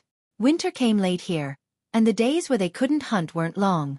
This made Xiao Xian unable to react when he heard the noise outside. It's over so quickly. Xiao Xian stood up and shook the leaves off his body. He pushed the door open and walked out. Because of Xiao Xian, some families in the tribe also used the water sunstone. Even on a moonless night, other than the light from the fire, some sparkling lights could be seen. And now, the 2 crescent moons that had disappeared in the sky had reappeared. From now on, the sky would be illuminated by them for the next year. The moon came out and winter was over. The most important thing for the tribe was to offer sacrifices. They were in different places, but the time was synchronized. There was no such thing as day on one side and night on the other. No matter which Yanjiao tribe it was, they all used the moon in the sky as a reference. It was just that they didn't know if the exact time was the same. The shamaness finalized the time and announced it. The tribe began to get busy preparing for the sacrifice. Xueqi was the only elder of the two tribes. His position was second only to the shamaness and the chief. Of course, he had a lot of weight in the sacrifice. In the past year, the awakened warriors would sit closer to the front during the sacrifice. Because from today onwards, they would officially become part of the tribe's combat power. Even if they couldn't start hunting immediately and needed to go through a period of adaptation and training, they should have the awareness to become strong. They couldn't continue to play around like children all day long. When night fell, all the tribe members gathered. The fire in the fire pit had been lit by the shamaness. Xueqi, the shamaness and the chief stood closest to the fire pit. Looking at the fire in the fire pit, as the shamaness chanted, Xueqi suddenly had a feeling that there was also a fire on the other side far away. He couldn't help but look in that direction. Far away on the other side of the sea, in the old haunt of the fearsome beast mountain forest, it should also be the day of the sacrifice. There was no communication, but their hearts were connected. The shamaness originally wondered if the ancestral bone ornaments would appear again in today's sacrifice. But as she chanted, she found that the fire in the fire pit was especially active today. It was even more vigorous than the day they welcomed Xueqi. What was going on? The shamaness shared some of her attention and focused on the fire pit. Since the fire seed disappeared, the fire pit had only changed greatly twice. The first time was when they welcomed Xueqi last year, and the second time was now. Whoosh! The fire rose without wind. It was like a giant beast waking up from hibernation, waving its sharp claws and roaring. The fire rolled up, and the totem of the two horns appeared clearly. This time, it was much clearer than last year's ceremony to welcome Xueqi. This change also surprised the tribesmen who were paying attention to the fire pit. They had never seen such a change before. But Xueqi had seen it before, and more than once. The first of the three flames of the fire pit. Soaring flame. As if to confirm Xueqi's guess, soon, the fire in the fire pit rose up in an instant. At the same time, many flames flew out from the fire pit. The fire was fainter than the one in Xueqi's memory. It was not so much a flame, but a reflection of the flame. Looking at the sparks in the fire pit and the flames flying out one after another, the tribesmen were stunned and didn't know what to do. This is...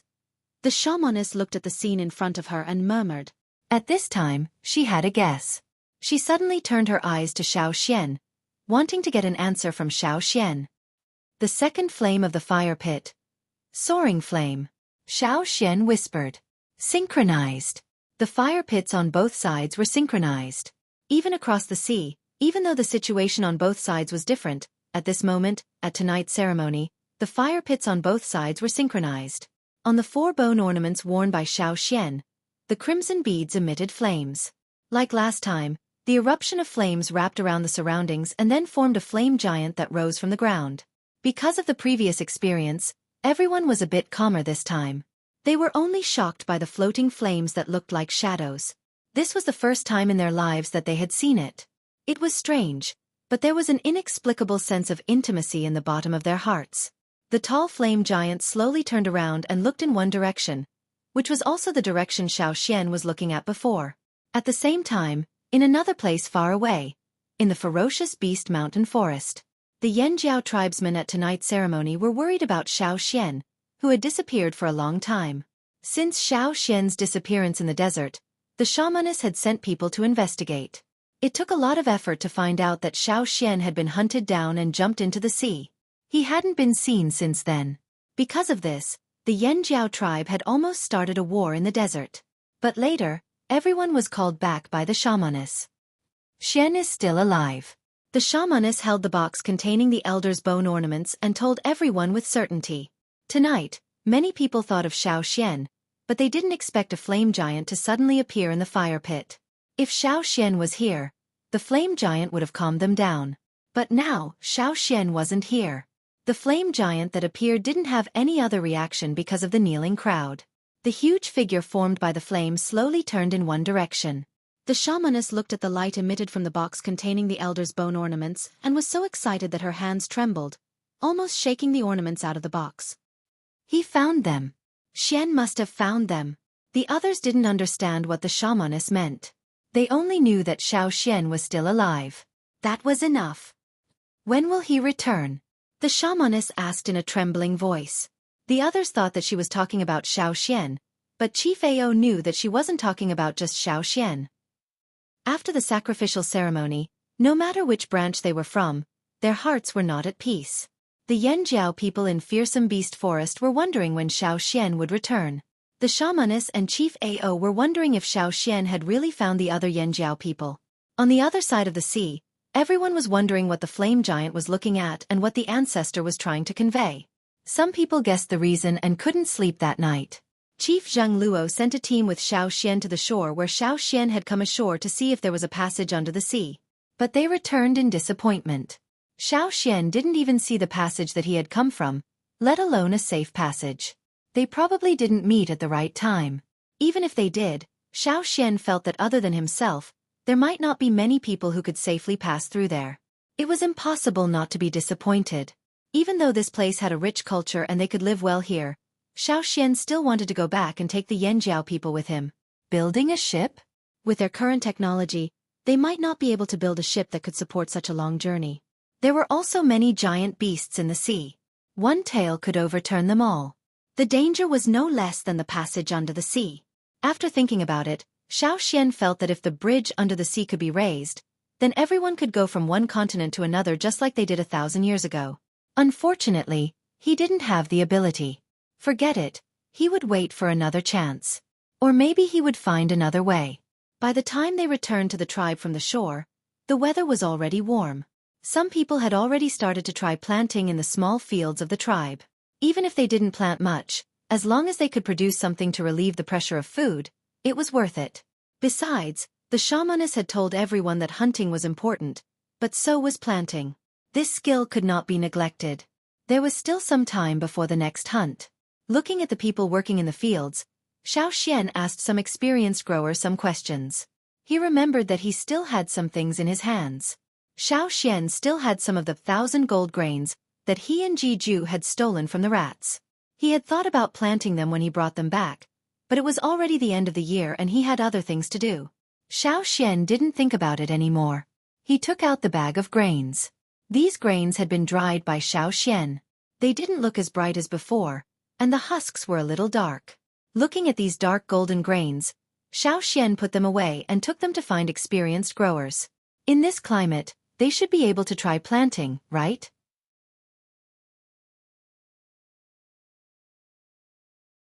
Chapter 400. The weather was getting warmer and the air was humid. But when the sun came out, the humid air was gone. Xian took the small bag of grains down the mountain and went to the tribe's farmland to discuss it with someone. A few days ago, he asked an elder in the tribe who was good at farming. He planned to bring the grains to the elder today and ask for his opinion and suggestions. Xian knew about farming. But after coming to this world, he didn't recognize most of the plants because they didn't even exist in the other world. Not only that, but after coming to this world, Xian was blind again. Although he knew some, the main crops here were different from what Xian knew. Their growth habits were also very different. Xian could only ask someone who was more experienced. Most of the tribe's farmland was at the foot of the mountain. From the mountainside to the foot of the mountain, there were plots of land.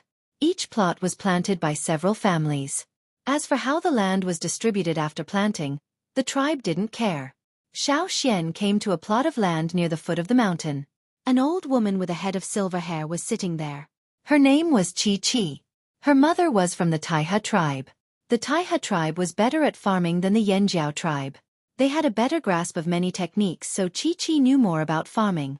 The people who worked in the fields often came to ask her questions. "You're here." Xueqi saw Xian and quickly stood up. In many tribes, people had to pay their respects to people of high status. Yanjiao also had this kind of etiquette on important occasions. But it was usually more casual. Xueqi obviously still felt that she had to bow to Xian. But as soon as she stood up, Xian stopped her. Xian didn't say much. He took out the bag and poured out a few grains. "Take a look at this." Xueqi's attention immediately shifted to the dark gold grains in Xian's hand. These were grains that she had never seen before. After taking a closer look, Xueqi shook her head. "This is the first time I've seen such a grain. Is this the 1,000-grain gold you mentioned?" "Yes, that's it." Xian had told Xueqi where he found the 1,000-grain gold. After some consideration, Xueqi suggested that Xian find a place similar to where he found it. That way it would be safer. No one knew what kind of environment this plant liked to grow in. There were all kinds of plants. Some liked the sun, some liked the shade, some liked the humidity, and some liked the drought. They couldn't be lumped together. However, Elder, you can plant some in every place. When the time comes and you see which place has the best growth, you can plant them there. Thinking about how Xian said that these grains were extremely rare and precious, Xueqi paused. Since it was rare and precious, how could she waste it like she did with other seeds? But looking at the dark gold grains in Xian's hand, Xueqi's heart itched. She wanted to try planting these rare grains. As someone who had been farming since young, these few grains were very attractive. Even if she hadn't eaten them before, she could give a rough evaluation just by looking at them and smelling them. They were very attractive. But Xian was an elder and these grains were very precious. She couldn't ask for them. Sensing Xueqi's gaze, Xian thought about the 1,000 grains in his hand and counted 100 for her. If you have time, can you help me plant these? For someone as experienced as Xueqi, it would save Xian a lot of trouble. It was better than Xian messing around. Xueqi hurriedly promised, Of course. Don't worry, Elder. I will do my best." As she spoke, she took out a cloth bag and carefully took the 100 grains from Xian. She decided to discuss this with her fellow farmers first. They would carry out their plan after they came up with a plan. If she succeeded, she would definitely get more benefits from Xian. But to Xueqi, the most important thing was that she could try planting something so rare. This would give her a sense of achievement. After giving the grains to Xueqi, Xian looked at the people working in the field. Everyone used many types of farming tools, such as plowing, watering, harvesting, threshing, etc. Many of them learned from the slave masters in the 6 tribes. They were very useful in plowing, planting, processing, etc. These tools were mostly made of wood and stone. It was said that the slave masters used bronze tools. But in the tribe, no one could bear to use bronze tools. Stones and animal bones were also good substitutes. After looking at them for a while, Xian went back to find some materials and improved the tools. He even made a plow for them to cultivate the land. Xian's plow was simpler than what he had planned because of the limited tools. It was also made of wood and stone. After a few attempts, he improved and perfected the plow to make it lighter and easier to turn around. It was easy to operate and its flexibility was satisfactory. This way, the efficiency of farming would also increase. After making it, Xian went to show it to the farmers and taught them how to use it. Perhaps the slave masters already had similar farming tools, but this was the first time the people in the tribe had seen it. They felt it was new and very happy. As soon as Xian brought the plow over, everyone surrounded it. "Elder, what is this? Can this be used for farming?" Everyone was curious. The plow was a farming tool. Usually, it was tied to the animal that pulled it, such as a cow. But there were no domesticated animals here, so it could only be pulled by humans. Luckily, the Yanjiao tribe had a lot of manpower, so it was easy for them to use it. That's it. Use it to break up the soil and make trenches. I saw that everyone was busy preparing for the planting of seeds. This plow should make it easier for everyone. After the demonstration, Xian gave the plow to the others to try it out. Many people wanted to try it, but it was snatched away by Xueqi's granddaughter. Jiling was only 15 or 16 years old. She was as beautiful as a flower and had already awakened her totemic power. She had just returned from a hunt a few days ago, so it wasn't her turn to patrol. She had nothing to do, so she came to help Xueqi. She didn't expect to see Xian with the plow. She rolled up her sleeves and squeezed the others to the side. She copied Xian and started to plow. Another middle-aged woman helped from behind. Jiling stopped when she came across a rock in the ground. She didn't use a knife. Instead, she reached out and dug out a rock the size of Winter. She didn't even look at it. With a toss, she threw the rock far away. Xian saw the rock the size of a wintermelon draw an arc in the sky. It flew over the river in front of the tribe and landed in the forest far away, startling a few birds. He turned his head and looked at the field again. Jiling was pulling the plow while sharing the feeling of pulling the plow with a few hunting companions who were rubbing their palms together. Xian was speechless. In the tribe, women were like men, and men were like ferocious beasts. Those who worked in the fields weren't all people who hadn't awakened their totemic power. Most of the time, totemic warriors were the ones who did the hard work. After all, they didn't have hunting shifts every day. Girls like Ji Ling, who Xiao Xian thought looked like a flower, also worked in the fields like the others. In the tribe there were two kinds of people. One was the weak group who hadn't awakened their totemic power, and the other was the warriors who had awakened their totemic power. At this time, many people were busy sowing seeds. Xiao Xian didn't know until now that other than the fields in the tribe, there were also people who were planting seeds in the forest on the other side of the river. However, unlike the meticulous planting in the tribe, they were more casual in the forest, and still used the primitive method of burning sticks. First, cut down the weeds, vines and bushes in the forest, and then set fire to them. After the rain, when the soil was wet and soft, they did not plow or dig. Instead, they planted some seeds, and the burned vegetation became fertilizer for these seeds. When sowing seeds, the people in the front poked holes in the ground with spears or other tools, and the people behind would put the seeds into the holes. After planting, they didn't take much care of it. Sometimes, they would go over to take a look, or chase away the birds and beasts. After all, their main source of food was hunting, followed by the fields in the tribe. As for the fields outside the tribe, they were just there to pass time. As long as they harvested more than what they sowed, they would be satisfied. After harvesting what they planted, they would move to another place, and the original plot of land would be idle. They would wait for a few years, or even longer, before moving back to plant again. There was a lot of land here, and the forest was big so they could afford it. Xiao Xian didn't plant the seeds in the fields, nor did he go outside the tribe. He used a wooden fence to enclose a 70 square meters of empty land behind the house. After doing some preliminary work, he planted 100 grains. The 1,000-grain gold was discovered on the top of the mountain. Xiao Xian lived on the top of the mountain, not far from the top. Although the mountain wasn't high, Xiao Xian didn't feel safe planting it on other mountains. After all, there were too many birds and beasts on other mountains, and Xiao Xian couldn't keep an eye on them all the time. Different mountains had different climates and geology, but Xiao Xian didn't think too much about it. He just wanted to try it out. Speaking of which, he wasn't very interested in planting the 1,000-grain gold, and wasn't obsessed with it. It would be good if he could plant it, but if he couldn't, he would just cook the remaining grains and eat them. After so long, he should still be able to eat them. After a while, the seeds behind Xiao Xian's house sprouted. Out of 100 seeds, more than half of them had sprouted. Xiao Xian was very satisfied with this. But when Xiao Xian was called over by Xueqi, he realized that most of the grains had already sprouted 2 to 3 leaves.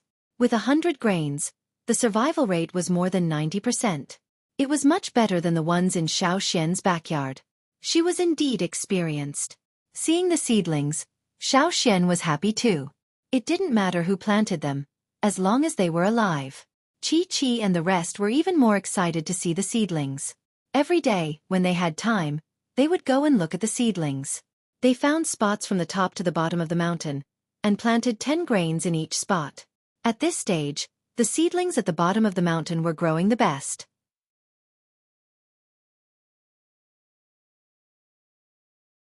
Chapter 401. On this day, Xiao Xian came back from a hunt and heard that the Taiha tribe was there. Although there were occasional conflicts between the two tribes, there were still interactions between them. After the trade trip at the end of last year, the relationship between the two tribes improved. They hadn't quarreled since then, at least the leaders of the two tribes didn't quarrel. Why are the Taiha people here? Xiao Xian asked the person beside him. I heard it's about farming. They're at the field. The person who spoke was obviously unhappy. The Taiha tribesmen were better at farming than the Flaming Horns. Everyone had to admit that the Taiha tribesmen could not only grow crops, but also herbs.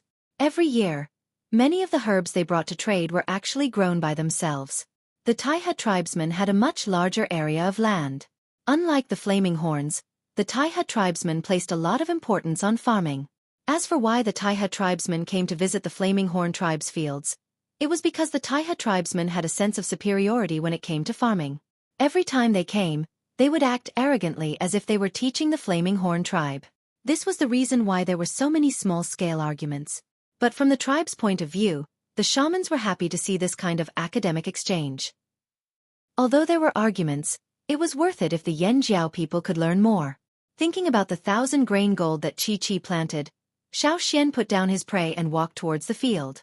Xiao didn't ask Xueqi to keep the 1,000-grain gold a secret. Xueqi even asked Xiao if they should hide it if the Taihe people came.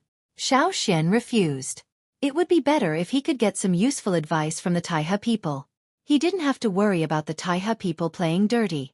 At least until now, the Taihe people hadn't done anything like that. After asking around, Xiao went to a place near the mountainside. There were already many people there.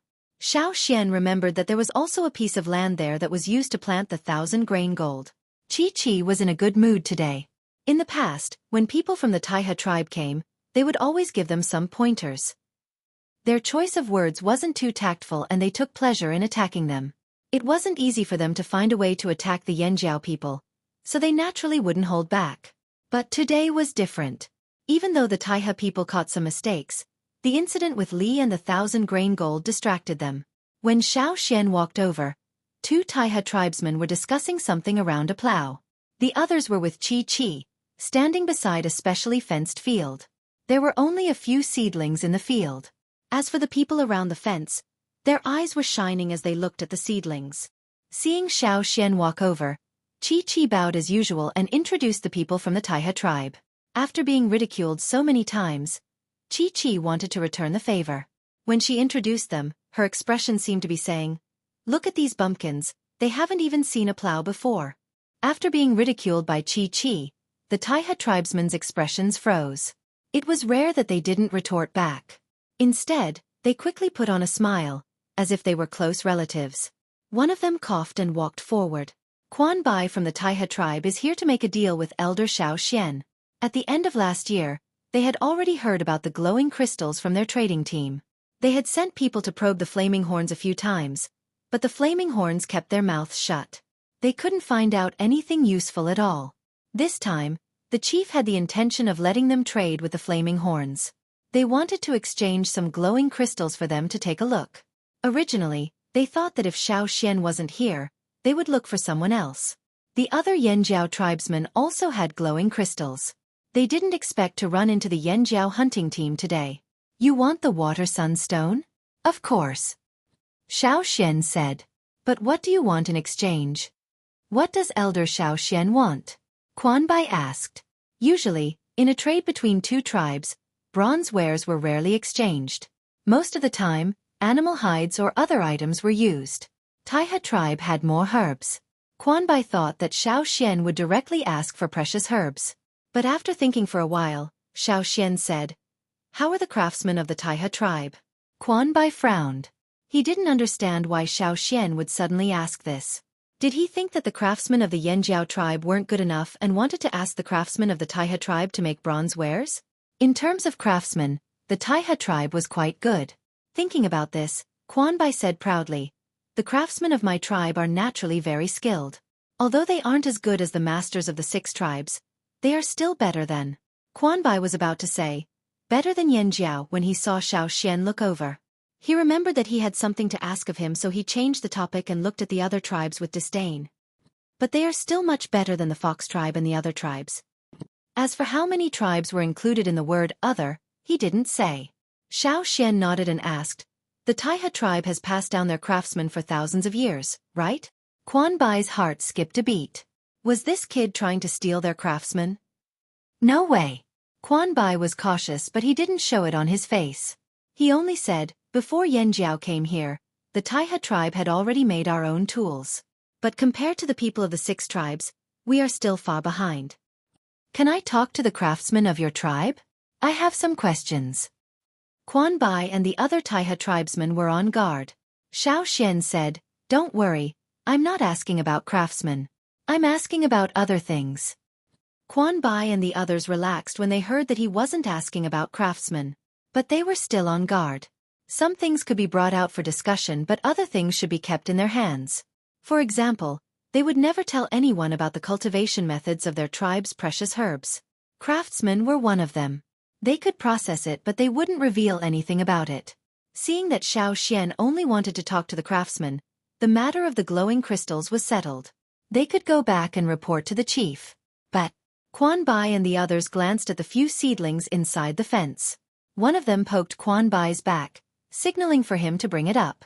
Quan Bai thought for a moment and said to Xiao, "Elder Xiao, do you have any more 1,000-grain gold?" Xiao glanced at them. "What? Do you want it?" "If you do, we would like to trade with Elder Xiao." Quan Bai's eyes were filled with anticipation. Quan Bai had even pinched an inconspicuous part of the seedling when Xueqi wasn't paying attention. Then he sniffed it and tasted it. His eyes widened, but he suppressed the desire in his heart and tried his best to calm down and negotiate. "Sure, I'll make a decision after I talk to your craftsman," Xiao said. He wanted to talk to them before making a decision. Quan Bai and the others panicked. Who knew how long this would take? If they missed the best time to plant the seeds, it would be a huge failure. They would be letting these people down. But Xiao had made up his mind. He couldn't change it. They knew that Xiao was forcing them to arrange an exchange with the craftsman, but they had no choice but to follow. The Taiha tribesmen wanted to drag this out, but after a discussion, they arranged for an experienced craftsman to talk to Xiao. Not only was this craftsman better than others in terms of skill, he also had to be smart. If he was a little stupid, he might accidentally let Xiao use all his skills. Then it would be too late to cry. The craftsman had also done his best. He was extremely alert when he met with Xiao. He was thinking about how to avoid the Flaming Horn Elder if he brought up the matter of forging. What he didn't expect was that Xiao didn't ask about the craftsmanship but about the Xia people. Since it wasn't about forging, the craftsman relaxed and told him what he knew. As for the cloud pattern Xiao mentioned, the craftsman didn't know much about it. Thinking of something, the craftsman said, "I remember that in the records left by my ancestors, there was something about the Xia people's cloud pattern." Xiao was disappointed but perked up when he heard this. "Your ancestors studied the Xia people's cloud pattern?" The craftsman nodded. "It seems so. But after they passed away, no one paid attention to the Xia people's cloud pattern. In fact, the craftsmen of the Taiha tribe wanted to imitate the Xia people's products because they could sell for a high price. The Xia people's most typical cloud pattern was the complicated cloud pattern. But when it came to forging, they realized that the seemingly simple cloud pattern was extremely difficult to imitate. Just a little bit would result in a much worse product.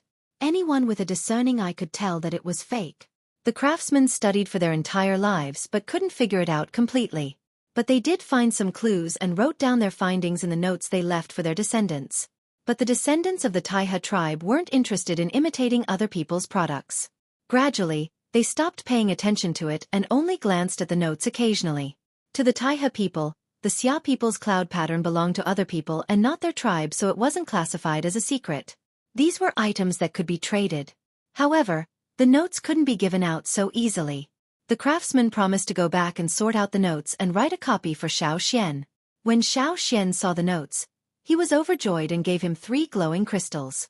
This was something that the Taiha tribe had already discussed. They even felt that they were getting a good deal.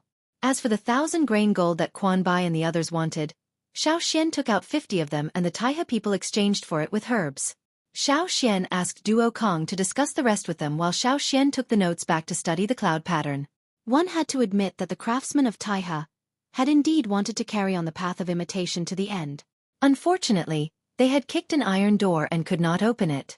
The cloud patterns of the Xia people looked simple, but it was always difficult to understand. Luckily, the notes they left behind inspired Xiao. Although they couldn't completely decipher the cloud pattern, their ideas and the questions they answered made Xiao's mind light up. In the following days, Xiao locked himself in his room to decipher the Xia people's cloud pattern. Then, Xueqi came to him dejectedly. Seeing Xiao's bloodshot eyes, Xueqi was shocked. "Elder Xiao, did you fail too?" "Fail what?" Xiao rubbed his eyes and asked in confusion. "The things I planted." "Huh? Planted what?" "The 1,000-grain gold, of course." Xiao. He was so busy deciphering the cloud pattern that he completely forgot about the 1,000-grain gold in his backyard.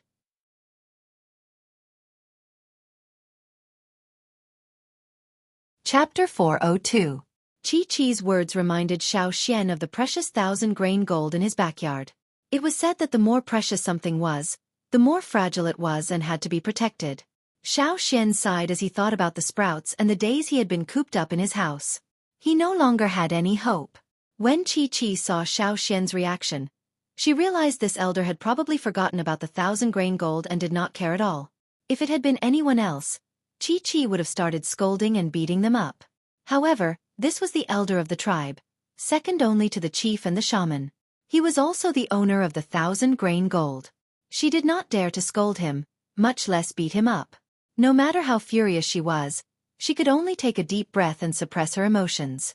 Then again, her own crops had all failed. She had no right to criticize him.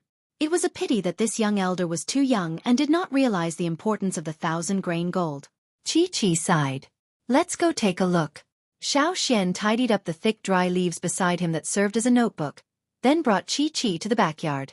Previously, when he heard that Xiao Xian was planting some precious crops here, Duo Kong specially brought people over to wrap a piece of cloth around the wooden fence to prevent the naughty kids from kicking pebbles and other things inside. That was why these few days, not just Xiao Xian, even the people who walked past Xiao Xian's house every day couldn't see what was going on inside. Those who were curious did not dare to peek into Xiao Xian's house either. The elder's position was very powerful in this aspect. He had lost all hope, but when Xiao Xian opened the back door and looked into the yard, he realized that there were many green sprouts swaying in the wind. The last time Xiao Xian looked, only half of them had sprouted, but this time, there were more than 80 sprouts.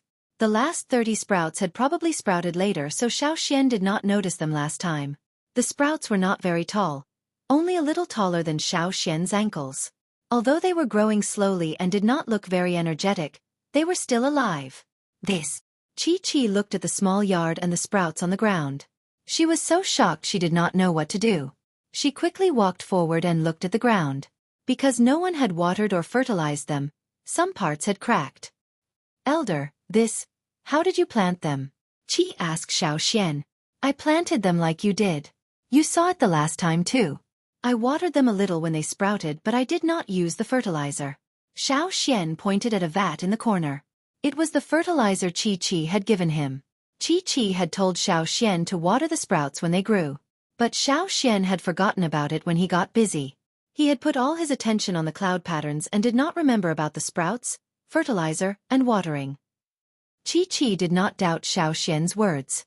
She had occasionally gone up the mountain to talk to Xiao Xian about the 1,000-grain gold sprouts. But every time she came, Xiao Xian would close the door so she did not disturb him. This time, it was really urgent and she had to knock on the door. Looking at the sprouts, Qi's face was full of guilt. Elder, I have disappointed you. What's wrong? Are there problems with the sprouts? Xiao Xian asked. Qi's face was red and she felt even more guilty. She did not know what to say. It was not just problems. The sprouts that were growing well were starting to wilt. Qi brought Xiao Xian to a few fields. From the top of the mountain to the bottom of the mountain, the situation was similar. It was fine at the start and everyone was happy. But as they grew, they started to wilt. Qi told Xiao Xian about the sprouts' growth. Xiao Xian could not understand it either. Qi and the rest had taken good care of the sprouts. They should have been growing well when they first sprouted. How could they wilt? Could it be that they did not have enough nutrients? Qi and the rest had prepared the fertilizer and watched over the sprouts every day. When they heard Xiao Xian say that the area where they found the 1,000-grain gold was dry, they reduced the number of times they watered the sprouts. They only watered the sprouts according to the situation. Not acclimatized? They had sprouted leaves and were growing well at the start. But as they grew, they wilted and died one by one. Qi and the rest were heartbroken. The few elders did not sleep for a few days. They discussed and tried all sorts of methods but to no avail. Now, there were only about 20 sprouts left in the 10 plots of land. They were much taller than the ones in Xiao Xian's backyard. They were knee-high but they were wilting. They were even worse than the ones in Xiao Xian's backyard. Thinking about it, Xiao Xian couldn't come up with a reason. Then, Elder, what should we do next? Qi asked carefully. She was worried that Xiao Xian would scold them. When Xiao Xian gave them the seeds, they promised to do their best. But in the end, they failed to live up to Xiao Xian's expectations. Xiao Xian thought about the progress of deciphering the cloud patterns. He did not plan to stop halfway. It was rare for him to find an idea. He did not want to stop and think about other things. Compared to the 1,000-grain gold, He was more interested in the cloud patterns. The more he understood, the more he felt that the cloud patterns contained a huge secret about the Xia people. After thinking about it, Xueqi said, "How about this? Please help me take care of the sprouts in my backyard." Xueqi looked up in shock. Xueqi's decision was not only not to scold them, but also to entrust them with important tasks. How could she do that? But Xueqi was still curious about the sprouts in Xueqi's backyard. She wanted to know if the sprouts were still alive because they were not tall enough or because of other reasons. But what if the sprouts? Xueqi tugged at her muddy clothes nervously. She was in a dilemma. "Don't worry. Even if all the sprouts die, I will not blame you. They are hard to grow anyway. Since they can't be grown, I will cook the remaining grains for everyone to eat," Xueqi said. Xueqi's face twitched. Such precious seeds were eaten? After Xueqi made his decision, he followed Xueqi's suggestion and opened a small door at the wooden fence in the backyard. According to Xueqi, they would definitely go over every day. They might even go over a few times a day. It was inevitable that they would disturb Xueqi. They just had to open a small door at the fence in the backyard for her to enter. They would take care of the other things themselves. Xueqi did not need to care. That afternoon, Xueqi made a movable door at the wooden fence. Since no one would dare to barge in, he did not even need to tie a rope. Closing the door, Xueqi's eyes swept across the courtyard. He felt that something was missing. When he was about to enter the house, he suddenly stopped at the door. Xueqi looked down at his feet. At the back door, there was a weed. When Xueqi entered, his trousers swept across the weed, so he noticed it. Weed. He turned around and looked at the yard. He thought back to the time when the 1,000-grain gold sprouted. Xueqi remembered that there were many other unknown weeds growing in the yard. At that time, Xueqi was thinking about the cloud pattern. He planned to wait until the seedlings were bigger before getting rid of them. Who knew that he would wait until now? It had been more than 20 days. Xueqi did not even go out for a hunt. It had been more than 20 days, and in such warm weather, the annual weed should have grown even more vigorously, right? But the truth was, there were only a few weeds in the yard. Most of them were spread far away from the seedlings. The weeds from 20 days ago were long gone. Xueqi found a thick leaf without writing and recorded this discovery. He would look at it later. After entering the house, Xueqi continued to decipher the cloud patterns. He could already decipher the general meaning of the cloud patterns. Although he had only deciphered 2 cloud patterns and there was still a thick stack of cloud patterns to be deciphered, it was good to have some progress. Xueqi would decipher all the cloud patterns on the cauldron. In the following days, other than going out to hunt, Xueqi spent most of his time deciphering the cloud patterns in the house. As for the 1,000-grain gold seedlings in the backyard, he would only occasionally take a look at them when he was resting. When he came back from his hunt, Xueqi asked about the situation of the Xueqi seedlings. In the 10 plots of land on the mountain, only 2,000-grain gold seedlings were still alive. They were the 2 slowest growing seedlings. They didn't look like they could last much longer. The 80 seedlings in Xueqi's backyard were also growing faster under the care of Xueqi and the rest. The seedlings in Xueqi's backyard were almost as tall as the seedlings they took care of before. However, when they reached this height, it was as if they couldn't cross the threshold. They changed their growth pattern and started to wither until all of them died. That was why Xueqi and the rest were worried as they watched the seedlings grow taller by the day. For the sake of the seedlings in Xueqi's backyard, Xueqi even invited some people to the Taiha tribe to exchange their experiences. They wanted to lower their status and learn something useful from the Taiha people. If they could take care of the seedlings, they would be able to answer to Xueqi. However, the situation in the Taiha tribe wasn't good either. They only lasted a little longer than them. Once the seedlings reached that stage, they withered. When Xueqi and the rest went over, the Taiha people wanted to go over to Yanjiao to take a look. Fertilizing the land, plowing the soil, improving the soil. Everything was done. The seedlings were so healthy. Why did they wither in the blink of an eye? As expected of the precious 1,000-grain gold. They were so hard to take care of. Everyone was worried. Because of the Taiha people's meticulous care, the seedlings grew too quickly. Although they were planted later, they were still growing faster than the ones in Xueqi's yard. But once the seedlings reached that stage, they withered. There was no helping it. They heard that only the ones in Xiao Xian's backyard were left.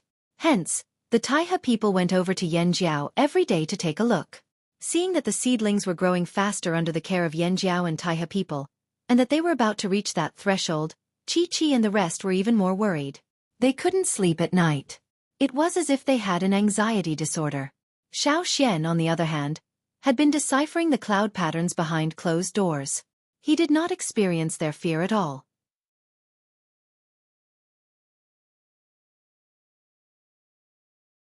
Chapter 403.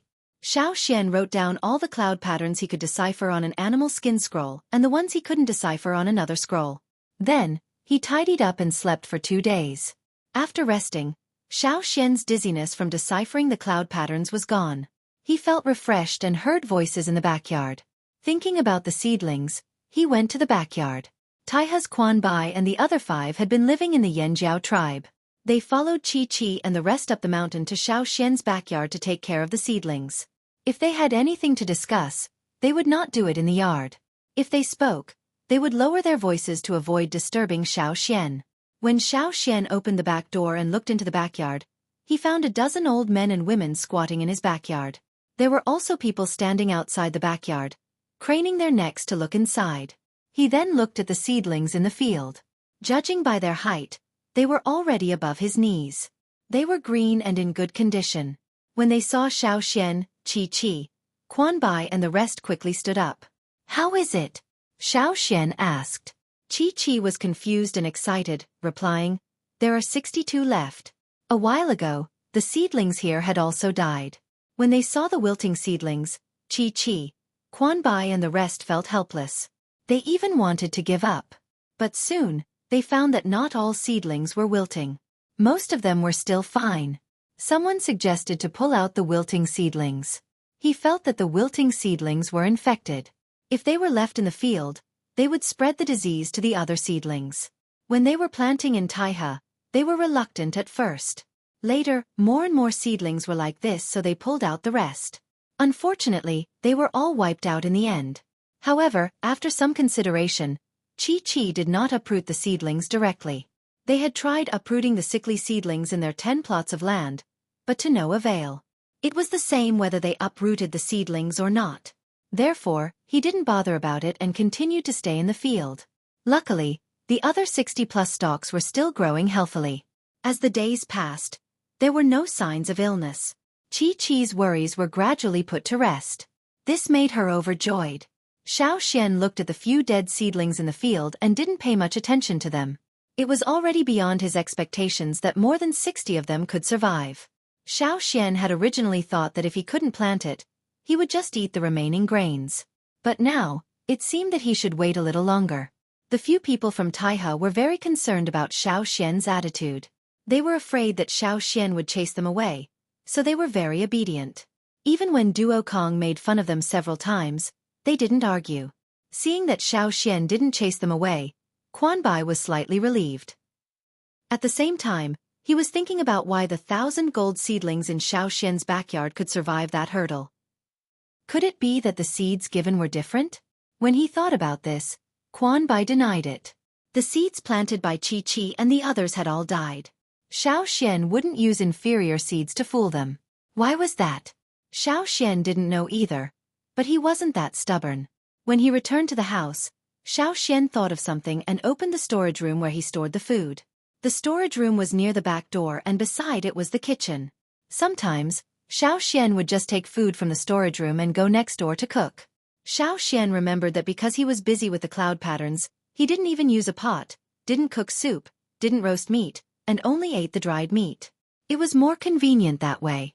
When he was hungry, he would eat a piece of dried meat and drink some water before continuing to decipher the cloud patterns. Thinking back, Xiao Xian remembered that when he prepared the dried meat, other than the marinated meat, he also kept a fresh beast leg. He planned to roast it. Because he had just returned from a hunt, he brought back a lot of trophies.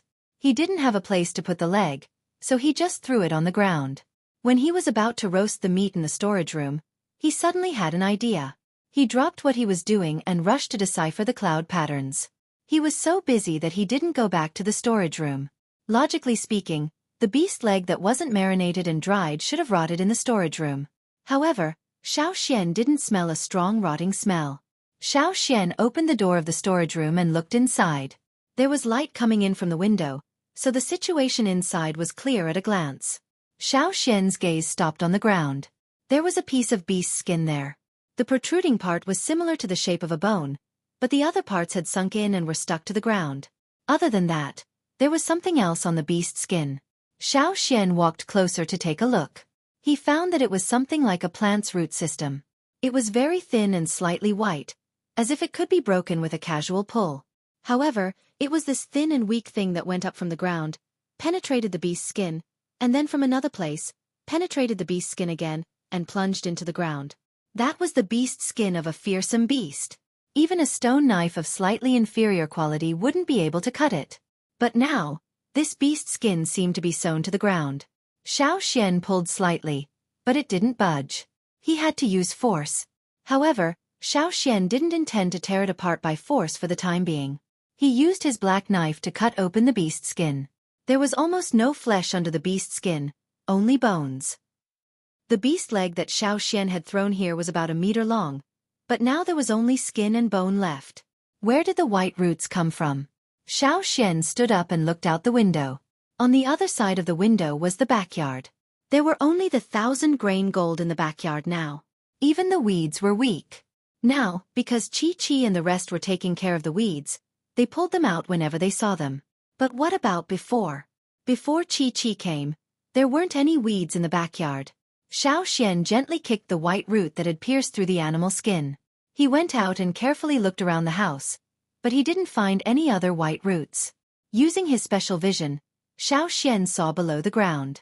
The white roots did indeed extend from the backyard where the 1,000-grain gold was planted. However, the roots were too deep and Xueqi couldn't see clearly. After thinking about it, Xueqi didn't tell Xueqi and the rest about this.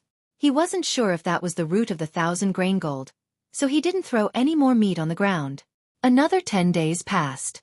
Something happened to the seedlings in the yard. Xueqi and Quanbai were worried.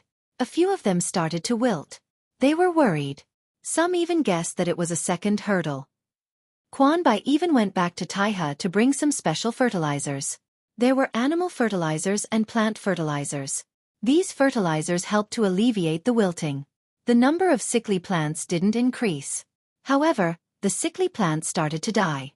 Quanbai and the rest couldn't save them no matter how hard they tried.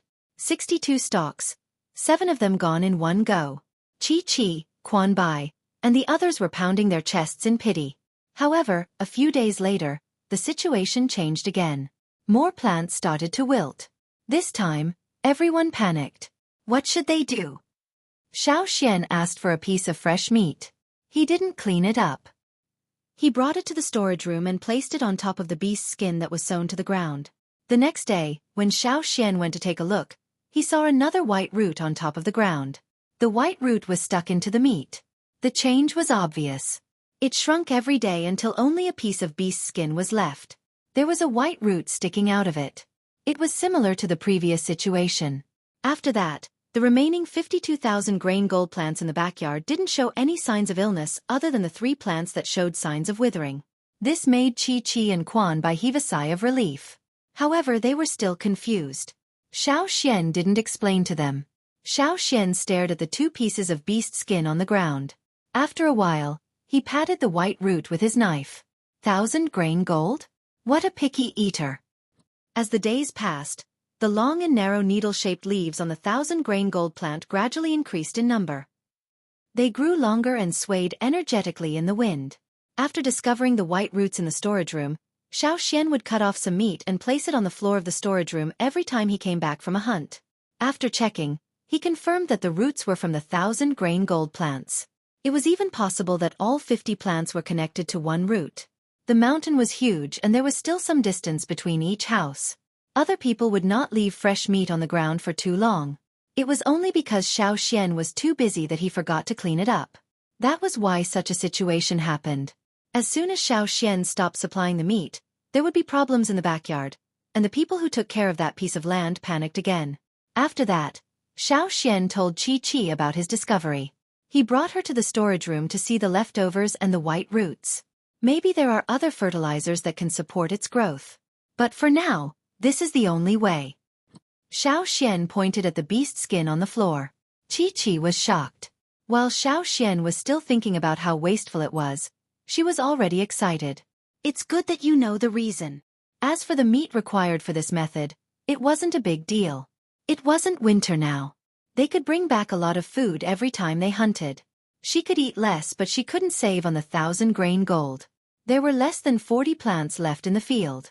Xueqi didn't want to see any more plants wither and die. Meat. Here. Here. Here. When Quan Bai and the others found out, they were even more enthusiastic than the Yanjiao people. If the Yanjiao people couldn't afford it, the Taiha people would do it for them. Xiao didn't agree to let Quan Bai and the others bring meat. He could handle it himself. However, Xiao also thought that he wouldn't plant it again after this time. This thing was too picky.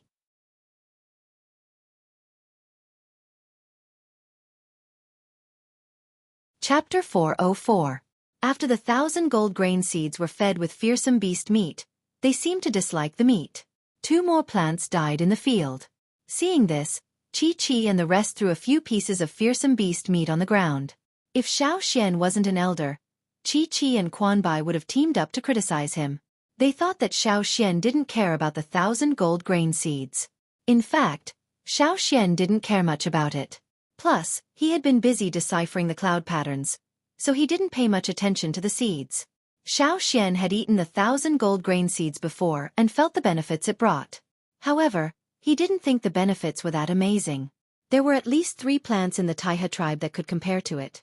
Plus, the way they planted it was much simpler and the harvest was better. If the 1,000 gold grain seeds they produced were like what Xiao had eaten before, it wasn't worth it. The tribe didn't rely on farming for a living. Every time they went out to hunt, they could get medicinal plants and fruits. Why would they put in so much effort to plant these 1,000 gold grain seeds? Plus, hunting fearsome beasts was very dangerous. No one in the tribe would be willing to risk their lives just to get a few seedlings. As for Xueqi and Quan Bai, they had never tried it before. Who knew if they would still be as passionate after experiencing such hardships and tasting the 1,000-grain gold? One day, Xiao rubbed his tired eyes and walked out of the house. He walked into the yard and saw the 1,000 gold grain seeds that he hadn't seen for a few days. Suddenly, he stopped stretching.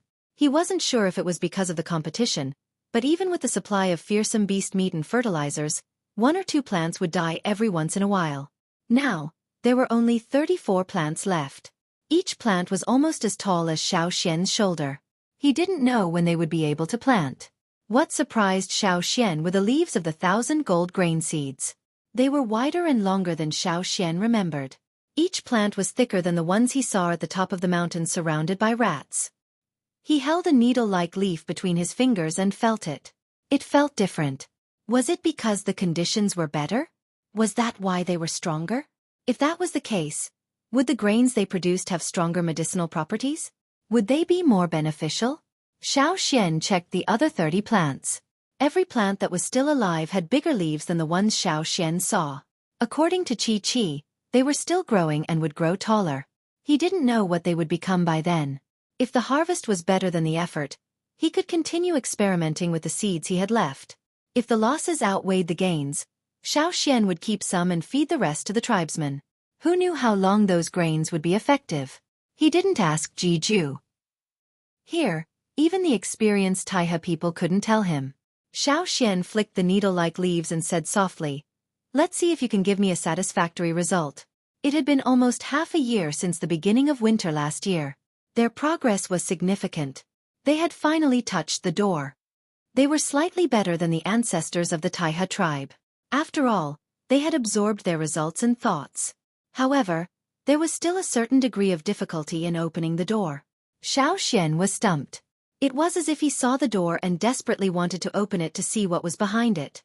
However, there was a lock on the door and Xiao didn't know how to open it. "It's so hard." Xiao sighed. He went out and walked around the tribe. After talking to Duokong and Guang Yi, Xiao understood that the shamaness and chief had sent a team to the coast where Xiao came from. When Xiao brought his people there, he left a group to guard the coast. Every once in a while, the shamaness and chief would send another group to exchange with them. Then, they would continue to observe the coast. They only wondered if there would be a day when there would be a change on the coast that would make them happy. After walking around, Xian saw Xueqi and Quan Bai taking care of the 1,000-grain gold plants in the yard. They came twice a day. Sometimes, when the weather changed, they came more often. They even stayed on the mountain. Because of the 1,000-grain gold, the relationship between the Taiha people and the Yanjiao people had improved. The Taiha people even revealed some of their secret techniques. If the 1,000-grain gold plants could bear fruit that satisfied them, they would have to show their sincerity if they wanted more grains.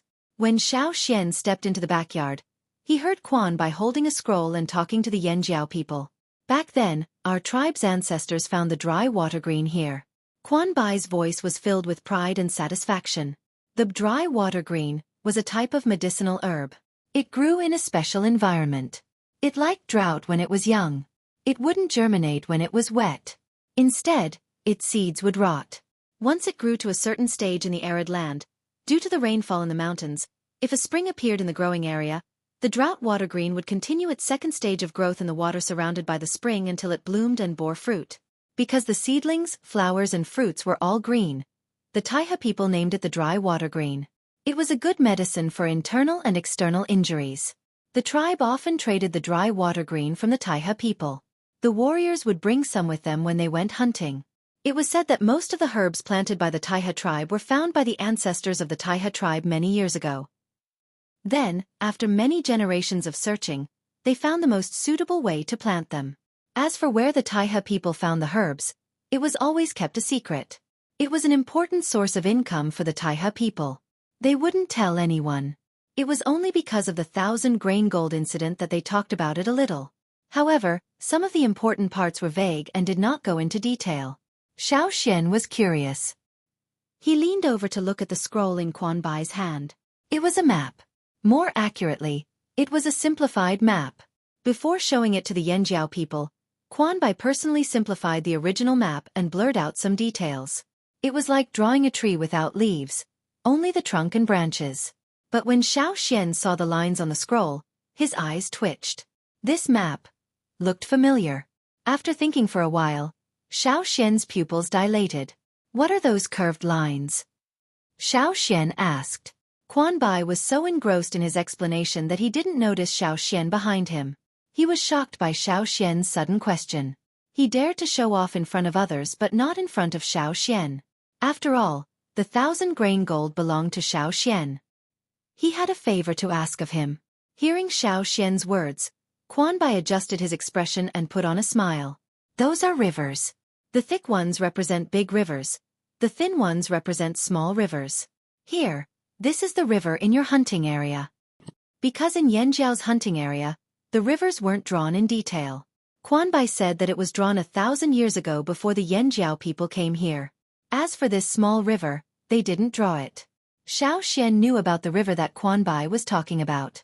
When he was looking for the glowing stones, he heard about it from others.